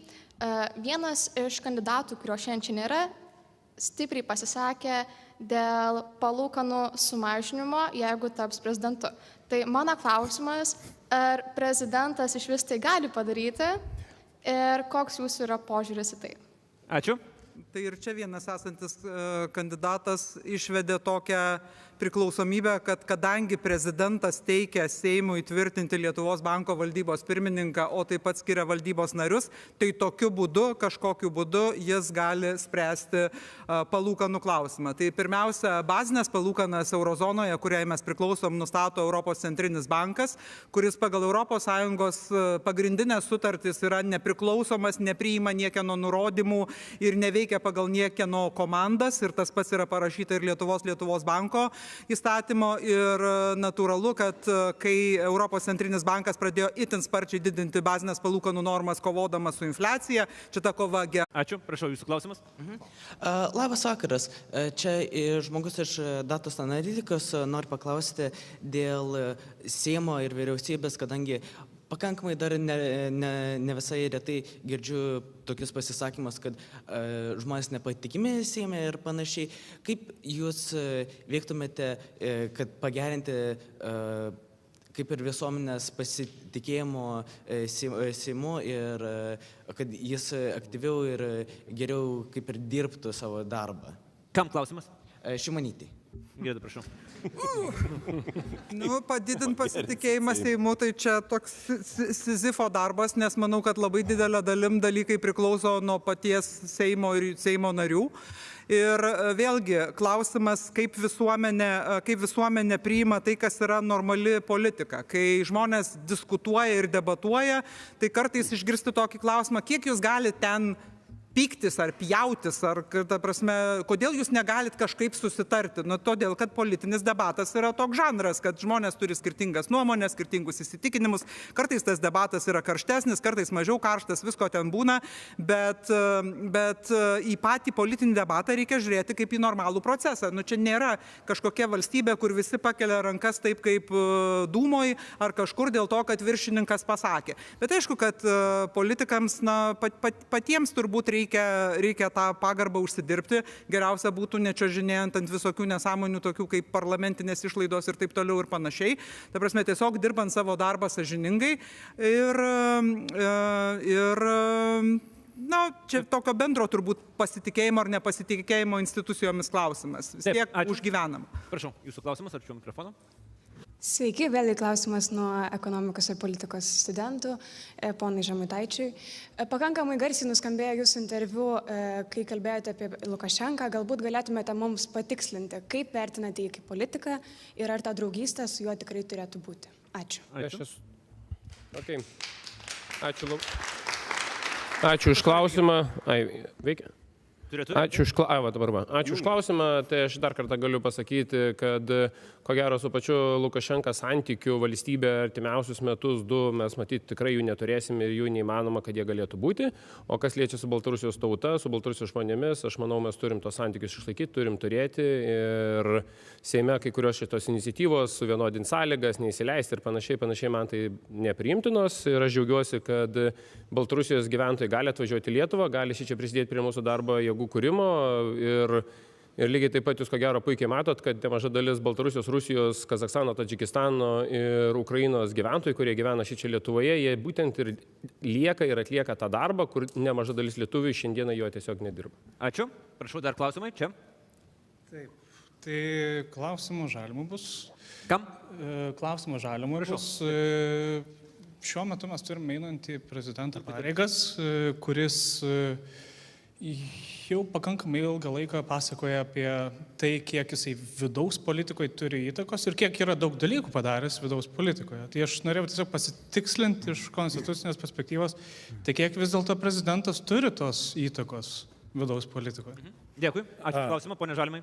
Ačiū, labai geras klausimas. Iš tiesų, vidaus politikoje formalių teisinių svertų prezidentas turi labai mažai, tai yra įstatymų iniciatyvos, veto teisė, vyriausybės galima aktus apskūsti konstituciniam teismui, tai jis gali veikti kaip daugiau toksai moralinis politinis autoritetas. Ir šią prasme galėtų turėti įtakos. Bet aš tos įtakos šiaip realiai nematau, nes tiesą sakant, jo vaidmuo yra labiau skaldantis negu vienijantis. Ir tie nesikalbėjimai su kitomis valdžios institucijomis, ar tai bebūtų vyriausybė, ar tai bebūtų teismai, mes matom, neatlieka savo funkcijų visų pirma teismų atžvilgių, neskiria teisėjų, bet dar ir susipyksta su teisėjų taryba. Tai akivaizdu, kad daug ką dabartinis prezidentas sako, jo dabar nėra, bet tai yra tiesiog netiesa. Ačiū. Taip, prašau, jūsų klausimas. Taip, tai tada du klausimai. Klausimas premjerai būtų, nes vis dėlto matyčiau antrą turą tarp premjerės ir prezidento dabartinio. Ne vienas, aš matyčiau tikriausiai taip. Prezidentė Dalia Grybauskaitė aktyviai dirbo su NVO sektoriumi. Ir jinai daug darė, kad stiprinti nevyriausybinio organizacijų sektorių. Prezidentas Nausėda, mano manimu, šitoje vietoje mažų mažiausiai galim pavadinti buksuoja. Kaip jūs matytumėte savo darbą išrinkimo atveju su nevyriausybinio organizacijų sektoriu ir ypač sprendžiant tas problemas, apie kurias visi šneka, tiek įtraukimas, tiek švietimas, tiek pilietiškumo įgalinimas, krašto apsauga, nes nevyriausybinio organizacijų sektorius jisai yra gyvas, čia tikrai irgi, manau, nemažai studentų yra studentų atstovybės nariai, kitų organizacijų nariai ir tikrai vienaip ar kitaip galėtų prisidėti prie valstybės šiuolaikiškos kūrimo. Ačiū už klausimą. Tai manau, kad tam darbe, kurį šiandien dirbu, tikrai turiu nemažai patirties bendradarbiavimo ir bendravimo su nevyriausybinėm organizacijom ir kai vyriausybė pradėjo veikti, tai būdavo taip, kad kiekvieną šeštadienį su nevyriausybinėm organizacijom mes tiesiog spręsdavom tuo metu COVID, vėliau ir migracijos iššūkius, kaip galėtumėm vieni kitiem padėti ir Simoną Gurevičių ištraukdavom iš šabo, kadangi Maisto bankas yra labai svarbi nevyriausybinė organizacija ir visada turim labai, manau, kad labai gerą bendradarbiavimo tiesiog praktiką ir tokį gerą tarpusavio supratimą, bet aišku, mes čia sprendėm tokius, iššūkius, kuriuos reikia spręsti vyriausybė. Dabar, kai mes kalbame apie prezidentą, tai kas yra dabar naujo? Yra patvirtintas valstybės gynimo planas. Yra sukurta tokia speciali taryba, kuri tokia truputį šalia valstybės gynimo tarybos, kuriai prezidentas nusprendė, kad jis vadovausias ir tenai įtraukė taip pat ir nevyriausybinės organizacijas ir gal tai nėra bloga mintis, jeigu ta struktūra veiks. Todėl, kad dabar jau, kai mes kalbam nebe apie COVID, ne apie migracijos, sakykime, krizę, o kalbame apie gynybos dalykus, kalbame apie tai, kaip žmonės padėti pasiruošti, kaip juos apmokyti civilinės saugos pagrindų, kur nevyriausybinės organizacijos yra tiesiog pirmos pagalbos, kur yra tiesiog tobulas laidininkas, taip sakant, pasiekti žmonės, kad jie tą informaciją gautų, kad jie pasiruoštų, kad jie žinotų, ką jiem reikia žinotų, kur kreiptis. Tai, jeigu ta struktūra veiks, tai bus labai geras būdas bendradarbiauti. Ačiū. Taip, prieš paskutinį klausimą dar labai susijęs su vienu mano vėlesnių klausimų, tai aš dabar jį užduosiu visiems kandidatams, nes būtent apie visuomeninę prezidento veiklą. Ponia Grybauskaitė turėjo Už saugią Lietuvą iniciatyvą, ponas Nausėda Lietuvos galia, čia tokios skėtinės iniciatyvos, bet labai trumpai, kuriai konkrečiai visuomeniniai sferai, kuri jums yra arčiausiai širdies ir kurią jūs galėtumėte skirti kaip žmogus, užimdamas valstybės vadovo postą, daugiausiai savo laiko. Prašau. Na, čia turbūt mes kalbame apie visokiausius dalykus čia, bet realiai saugumas ir užsienio politika yra tai, ką prezidentas daro. Tai, už ką jis yra atsakingas, už ką jis yra vedlys šalies. Tai tikrai, kalbant apie tikrai saugumo srityje, mes turime... Bet mes kalbame dabar apie visuomeninės. Taip, tai kaip šaulių organizacijų iššaukimas. Taip, tai nes šauliai ir beje kitos organizacijos, tai yra stuburas viso mūsų, reiškia, visuomenės saugumo. Tai ta tikrai, o visuomenės saugumas ir bendrai visuomenės atsparumas yra esminis mūsų atgrasimo garantas. Tai be visuomeninių organizacijų įtraukimo į saugumą, tiek per, kaip premjerė minėjo, per šitą naują formatą, ką prezidentas sugalvojo, tiek atskirai reikia ne tik tai beje suburti, reikia skirti ir resursus, ir atitinkamus žmonės. Neskupykime ant žmonių, reikalinga sukurti organizaciją, institucijas, kad tai padarytų. Viskas aišku, trumpai, prašau, Andriu. Jeigu trumpai, tai mano nuomonė, aš šventai įsitikinęs, kad mūsų valstybės ateitis yra jaunimas. Ir įvairiausios pobūdžio jaunimo organizacijos, ar tai būtų, nežinau, moksleivių sąjunga, kažkokia forma ten, ar tai studentų organizacijos. Dabar esam tokių organizacijų. Mano nuomonė, valstybės vadovai privalo skirti ženkliai daugiau dėmesio, tiek bendraujant, tiek rengiant įvairiausias iniciatyvas, aptariant galbūt jas, įsteigiant kažkokį reguliarų formatą, kuriame galima būtų visiems susitikti, pašnekėti, tiesiog kas kuo gyvas, kas kuo gyvena, kas kokių problemų turi ir panašiai.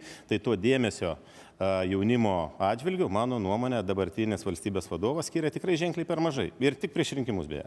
Ačiū. Ingrida, jūs beveik atsakėt, gal dar turit trumpą? Aš tiesiog pasakysiu, kad aš stengiuosi ne tik matyti, bet aš stengiuosi ir daryti tiek, kiek galiu pati. Aš esu šaulė, aš kai galiu savanoriauti, savanoriauju įvairiausiose intencijose ir daug daryčiau, kiek galėčiau tame laike ir pati, kadangi tai yra geriausias pavyzdys skatinti kitus žmonės ateiti savanorystę. Ačiū. Pone Žalimi.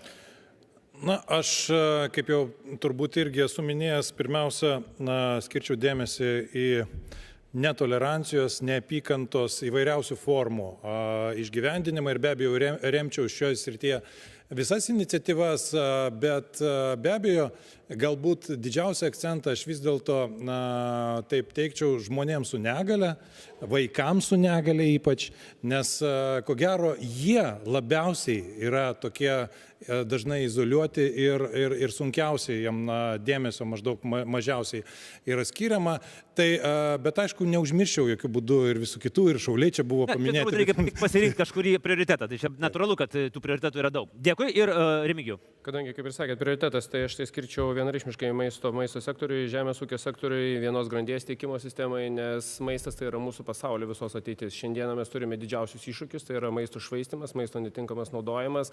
Ir kadangi man, sakau dar kartą, man tenka ūkininkauti ir aš matau šitą procesą, kaip mes važiuojam visiškai į apačią, tai būdamas prezidentu tikrai imčius lyderystės, kad pirma grandis, maistas čia į namus, kad kuo mažiau grandžių išeliminuoti šitos sistemos, kad kuo mažiau žalos padarytumėm gamtai. Taip. Šiandien dienai to nėra. Ačiū. Prašau, jūsų klausimas. Taip, dar tada turim 2 klausimus paskutinius ir keliausim toliau.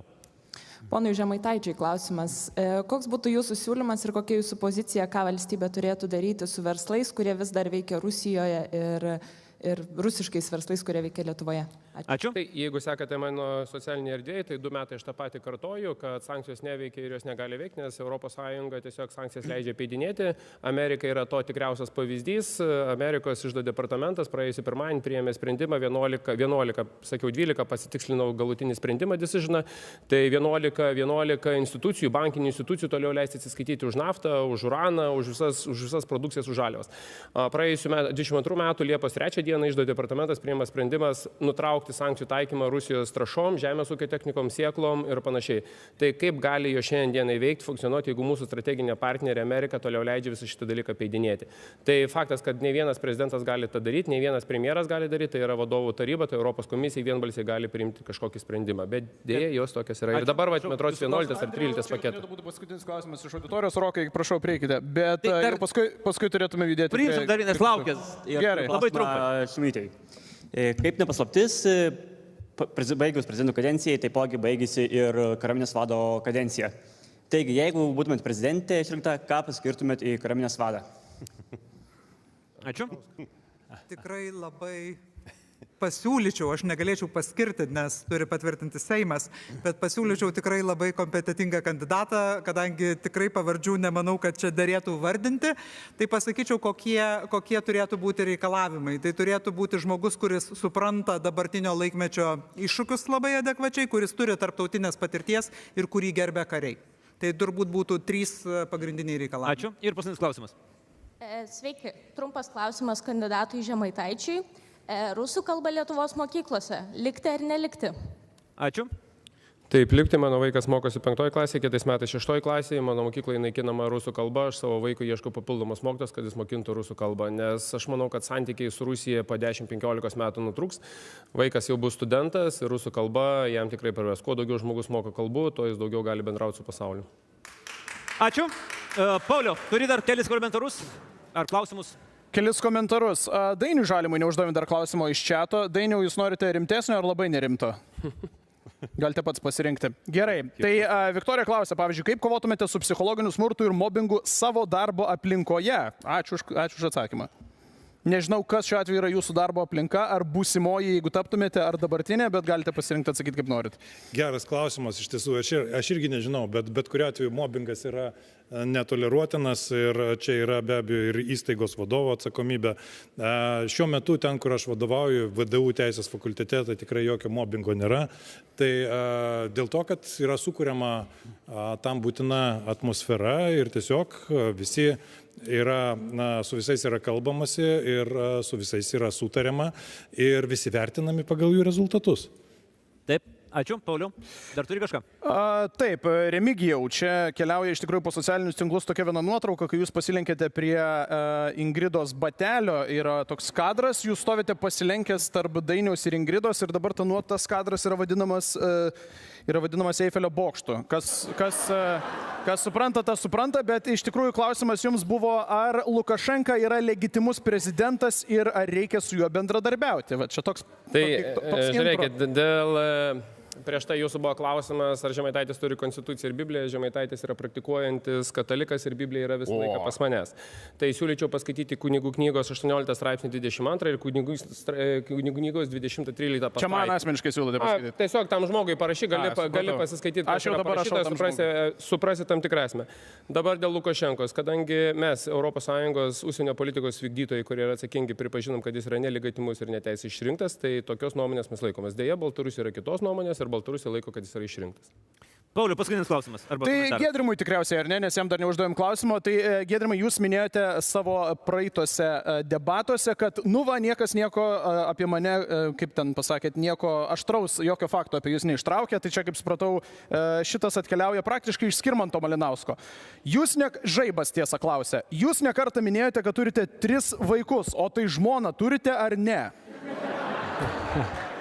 Visi norėjau tik tai, puikus klausimas, taip. Kaip ir logiškas. Logiškas klausimas. Jūs norėjote kontroversiškų klausimų apie save, štai prašau, čia vieną, kurį sugalvoju. Mano vaikų mama yra ta pati moteris ir šiuo metu mes įsiskyrę esame, taip tai buvo vienas iš tokių mano asmeninių gyvenimo iššūkių, tą aš pripažįstu, bet šiuo metu, dar kitas pasakysiu, jie visi gimė skirtingose kontinentuose, apkeliavome visą pasaulį kartu, bet šiuo metu tai yra mano centras, mano vaikai. Ačiū Pauliau, ačiū Giedrimai, keliaujam toliau ir mes dar turim kelis klausimus visiems mūsų kandidatams. Šitas klausimas yra labai paprastas ir aš paprašysiu jūsų atsakymo ir vienu sakiniu paaiškinti, kodėl. Geriausias Lietuvos prezidentas iš buvusių, atkūrus nepriklausomybę. Algirdas Brazauskas, Valdas Adamkus, Rolandas Paksas, Dalia Grybauskaitė. Kas ir kodėl? Giedrimai, nuo jūsų ir kiekvienam.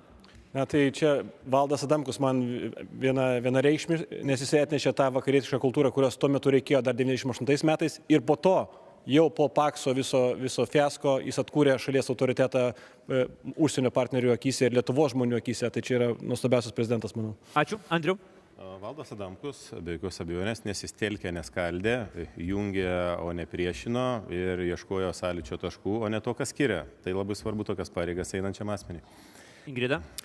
Žinau, kad turiu rinktis vieną, bet šiaip ne visada galiu ir gal vis tiek pasirinksiu 2, nes Valdas Adamkus ir Dalia Grybauskaitė dėl skirtingų priežasčių. Labai trumpai, po priežastį tada. Valdo Adamkaus vakarietiškumas, jisai buvo jau paminėtas, manau, kad tai buvo labai svarbu tada, kai jis buvo išrinktas, turint mintį, kad 93 metais neišsirinkome Stasio Lozoraičio.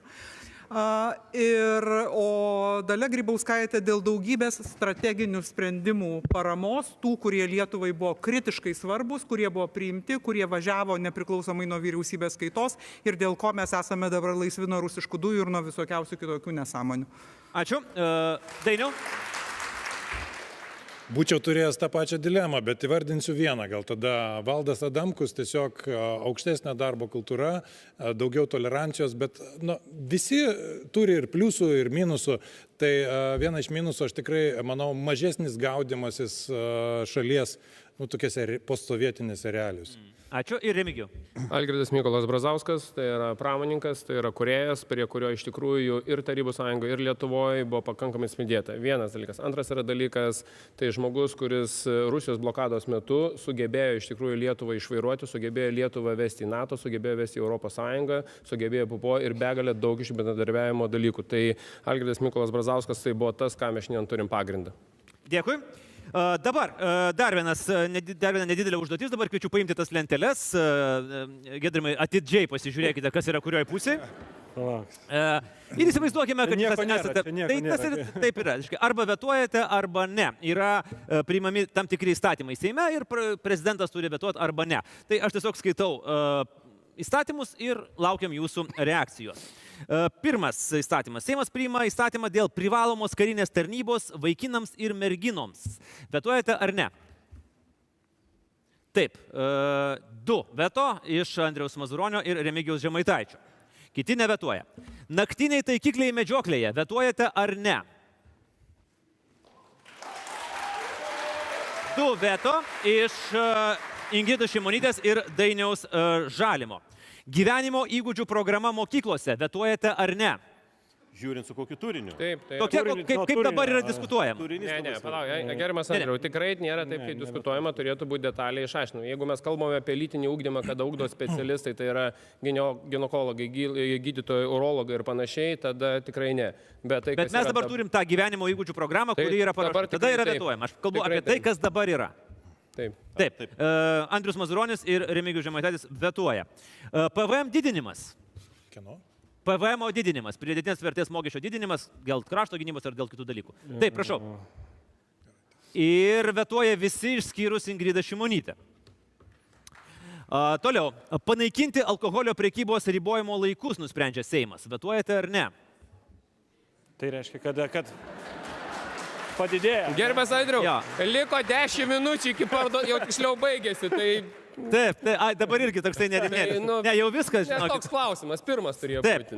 Ir paskutinis klausimas, partnerystės institutas priimas Seime. Vetuojate ar ne?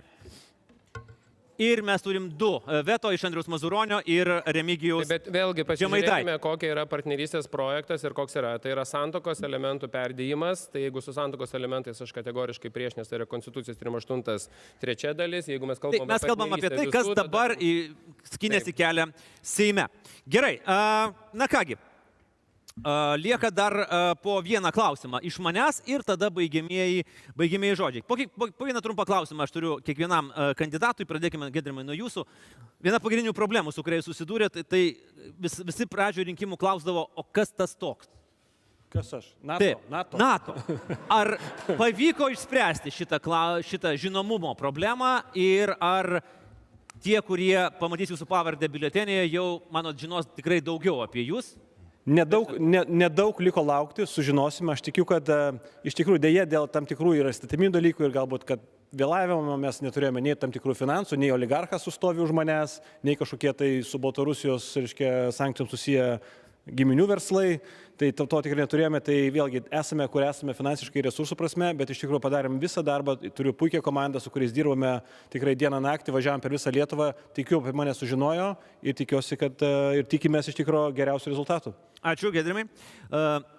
Pone Mazuroni, kartais atrodo, kad jūs tiesiog smagiai leidžiat laiką šitoj kampanijoje ir tiesiog atitrūksta taip nuo darbo partijos problemų.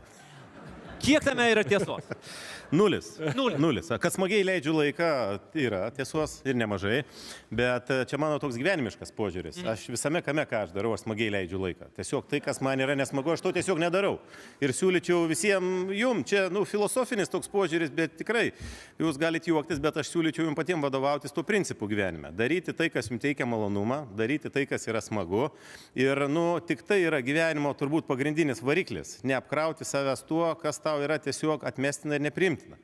Ir tokia filosofija aš jau vadovaujuosi pakankamai senai. Ir labai džiaugiuosi beje, kad jie vadovaujasi ir visiems siūlyčiau tą patį daryti. O dėl darbo partijos problemų, tai jos turbūt, kaip sakyti, nėra problemos. Yra kažkokie tokie reputaciniai dalykai, kurie nėra labai malonus, į kuriuos nėra įsivėlęs, nei aš esu įsivėlęs kaip partijos pirmininkas, nei kažkas iš dabartinės partijos vadovybės. Tiesiog yra tos istoriškai einančios nuoskaudos, apie kurias nuolat visi reikia, ne nuoskaudos, įvairiausios problemos, kurias reikia istoriškai aiškintis, tai nėra tikrai labai malonu. Nėra malonu mano vaikam, kurių irgi beje, kaip Giedrimas 3 turiu, ir eina į mokyklas ir reiškia, turi aiškintis ir bendraklasiai klausia. Nemaloni situacija, tikrai. Kas sako, kad maloni? Nemaloni, bet kartais reikia dorotis ir su tokiom situacijom, nepaisant to, kad jos atsirado ne dėl tavo kažkokių veiksmų ar ne dėl tavo kalties. Tai aš tą priimu irgi pakankamai smagiai, kaip ir visą kitą savo gyvenime. Filosofiškai taip. Ingrida Šimonytė, dabar jūsų šūkis yra su stuburu. Kaip galvojate, ar tai yra blogiausias visų laikų prezidentų rinkimų šūkis, ar dar yra buvę blogesnių?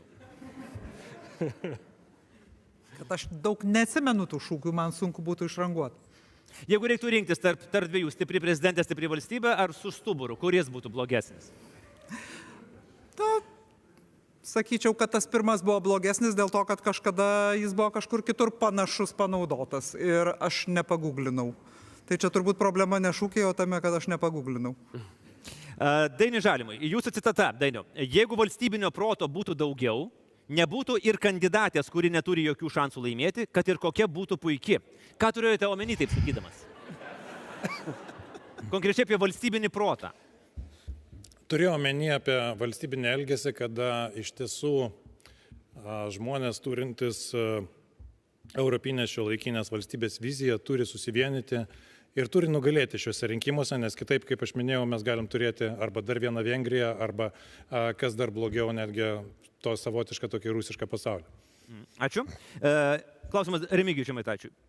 Kaip yra, kai aš žiūriu debatus ir šiandien matom pakankamai kultūringai išlaikytą Remigijų Žemaitaitį. Kai tik tai paskaitai jūsų Facebooką, ten yra kažkoks beraštis marozas. Taip yra, nes tikrai labai daug klaidų yra ir tokio. Kas yra? Kaip įvyksta ta transformacija tarp šitų dviejų žmonių? Džekilo ir Haido. Matot, jo, žiūrėk, čia horoskopas kaltas, dvinys. Ryte vienas, kitas trečias. Iš tikrųjų, kaip Facebookas arba socialinė erdvė yra daug laisvesnė. Tai tikrai pats esi teisus ir aš tą pripažįstu ir paskui tikrai vėl įsitaisai, tu jį perskaitai. Matyti, esu emocijų žmogus ir apimtas emocijos aš dažnai prašau. Tai kartais, aš taip sakyčiau, būtų gerai, kad internetas pas manęs nedirbtų nuo 4 ryto iki dienos, tada mažiau poemos būtų. Nes kartais ir kainuoja brangiai. Tai kainuoja, dėja, Andriau, tau kainavo, sumokėjau, ką dabar padarysi, abudu parėmėm Ukrainą. Kaltas, viskas. Tai čia Andrius dar aiškinasi su problemom, mes jau jau įsiaiškinom, jau viskas, kaip sakant, case closed. Tai, taip yra, iš tikrųjų, tas Facebookas pridaro labai daugam politikam nuostolių, padaro daug bėdos, nes iš tikrųjų tu tenais daug laisviausi ir daug laisviau gali elgtis negu kad čia, bet čia aš toks esu. Taip. Kągi, metas paskutiniesiems, baigiamiesiems mūsų kandidatų žodžiams. Mes juos pabandysime padaryti šiek tiek kitaip. Mes žinome mėgstamiausias arba bent jau labai vertinamas jūsų knygas. Aš pasakysiu citatą iš tos knygos ir jūs galite galbūt kažkiek atsiremti nuo tos citatos, sakydami savo baigiamąjį žodį, o gal jauskitės visiškai laisvai. 1,5 minutės turite, mes pradėsime nuo Giedrimo Jeglinsko ir taip, jūsų mėgstamiausia, arba bent jau ta knyga, kurią jūs labai vertinate, yra Doris Kearns Goodwin knyga Lyderystė audringais laikais. Iš čia citata tokia: nesmok, kol neprivalėsi, bet kai privalėsi, smok stipriai. Jūsų paskutinis žodis. Tai absoliučiai apie smogimą, apie jėgą, apie galią. Mes renkame prezidentą, kuris nėra tik tai vyriausias šalies guodėjas, nors suprantu, visi klausimai yra svarbus, visuose reikia turėti nuomonės, bet renkame vyriausiai ginkluotojų pajėgų vadą. Nes beje, negyvename tik taikos metu, gyvename ir ir karo metu, kuris yra labai šalia. Turime iš tikrųjų rinktis atsakingai, kad parodytume tą jėgą, parodytume galę kartu su sąjungininkais. Reikalingas, reikalingas lyderis, kuris supranta sąjungininkus, kuris supranta Ameriką, kuris supranta Europos Sąjungą, kuris gali laviruoti tarptautinėse diplomatiniuose kanaluose ir iš tikrųjų užtikrinti Lietuvos saugumą ir smogti, kada iš tikrųjų reikia.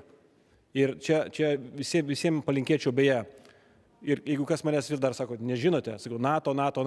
Sunkiu metu retas suvokia, kad tokios akimirkos atlieka slaptą funkciją, skatina mus augti. Raginomis persirengę angelai įteikia mums nuostabių dovanų, rūpestingai įvyniotų į klaikų įpakavimą. Jūsų baigiamasis žodis. Gegužės 12 dieną rinksim ne tik vyriausią ginkluotų pajėgų vadą, bet rinksim žmogų, kuris iš principo bus ateinančius 5 metus lyderis ir autoritetas, kuris neš ant savo pečių atsakomybę ne tik už saugumo klausimus, tačiau už daug daugiau. Ir visų pirma, neš atsakomybę už visuomenės susitelkimą. Todėl kreipiuosi jūs visus nuoširdžiai su prašymu, vienu ir pagrindiniu. Ateikit gegužės 12 į rinkimus.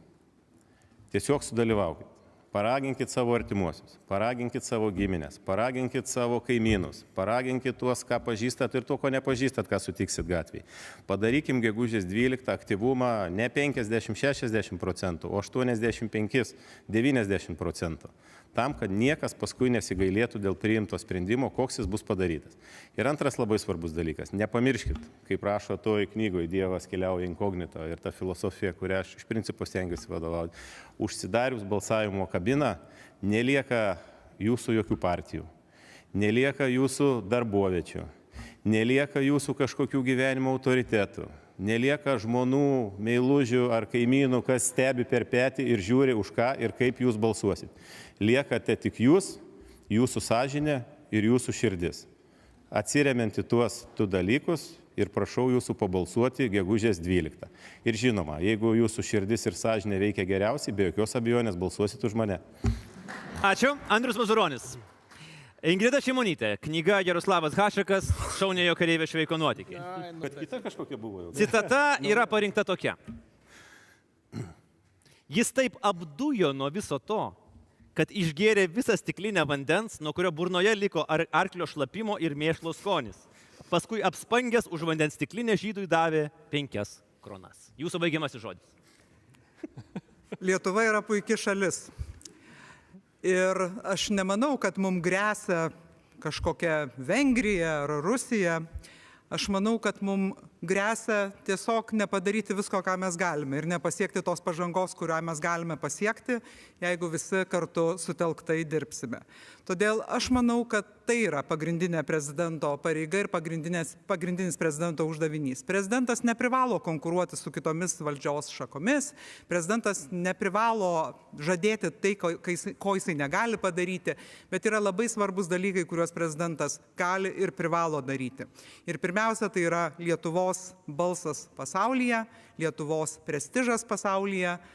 Tai yra ne nuotraukos, ne visos pavardės, kurias tu pažįsti, o tai, ką tai duoda Lietuvai. Lietuvos saugumas bus iššūkis artimiausius metus ir tai yra taip pat labai svarbus prezidento darbas. Ir tam darbui tikrai neužteks 24 valandų ir 7 dienų per savaitę. Aš labai raginu visus ateiti į rinkimus gegužės 12, dalyvauti referendume gegužės 12, balsuoti gegužės 12, kad turėtumėt už ką balsuoti gegužės 26. Ačiū. Dainius Žalimas, jūsų knyga Česlovas Milošas, Pavergtas protas. Citata, destrukcija ir kančia yra socialinės minties mokykla. Jūsų baigiamasis žodis. Pasirinkite ne destrukciją, ne kančią, o pasirinkite laisvę. Šiandieną jūs matote 2 kandidatus, kurie iš esmės atitinka minimalius reikalavimus prezidento postui. Tai yra vakarietiškumą, kompetenciją, patriotizmą ir meilę laisvei. Taigi, jūs galite rinktis. Jūs taip be abejo padarysite savo balsais. Tačiau ateikite gegužės 12 ir nepamirškite, kad prezidento funkcija Lietuvoje yra vienyti visas partijas, o ne kurią nors vieną iš jų. Ačiū, Dainius Žalimas. Ir ačiū, Dainiau. Remigijus Žemaitaitis. Pasirinkta knyga, bent jau svarbi knyga, yra Vinstono Churchillio Milestones to Disaster. Na, žingsniai iki tragedijos, turbūt galima. Tai yra pirmoji knyga iš jo 4 knygų ciklo. Citata. Visas mano gyvenimas buvo tik pasirinkimas šiai valandai ir šiam išbandymui. Jūsų baigiamasis žodis. Labai teisingai, iš tikrųjų, matyt, kryptingai ir jau. Ir matyt, Jandriaus tą pirmą klausimą, kuris uždavė, na, kurį tu gyvenimą pradėjai. Atrodo, pradėjau kažkada tai nuo antro apylinkės teismo civilinių bylų skyriaus specialisto ir davažiavo mane iki Seimo ir dabar stovi šičia jauniausias kandidatas, kur 41 metai ir Lietuvos istorijoje nėra to buvę, kad tokio amžiaus žmogus kandidatuotų į prezidentus. Mano yra labai paprastas dalykas, aš nenoriu, kad ta Lietuva keistųsi. Aš nenoriu, kad ta Lietuva būtų čia, kaip sakom, vieninga, kad turėtume vieningą nuomonę. Aš tikrai nenoriu. Aš turiu 2 kaimyninės valstybės, kur aš matau, jeigu ten žmogus turi kitą nuomonę, jis išbildinamas lauk. Ir ten yra viena nuomonė. Viena nuomonė, viena yra tiesa. Jeigu jūs norite tokios Lietuvos, jūs galite gegužės 12 dieną pasirinkti už tos kandidatus, kurie sako, mes čia suvienysim, sujungsim.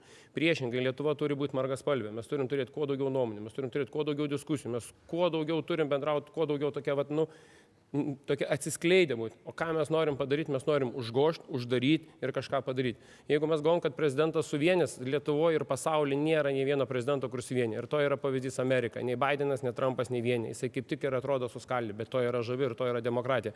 Tai gegužės 12 dieną tikrai prašau ateikite, balsuokite tie, kurie norite, kad Lietuva vis dėlto būtų gyva, o ne stalininė kažkokia represinė su viena nuomonė ir su viena valdžia. Kągi. Tai yra viskas šio vakaro debatuose Laisvės televizijoje ir čia ASM Verslo vadybos ir ekonomikos universitete. Ačiū visiems kandidatams, ačiū visiems žiūrovams. Taip pat primenu, gegužės 12 dieną būtinai ateinam, balsuojam už prezidentą, už referendumą ir laukime rezultato kartu su Laisvės TV, su Rima Urbonaitė, Paulium Demiko ir manimi tiesioginėje, pačioje nebejoju, ilgiausioje Laisvės televizijos rinkimų nakties transliacijoje. Balsuojam ir renkam savo valdžią. Ačiū visiems žiūrėjusiems, iki pasimatymo. Ačiū labai.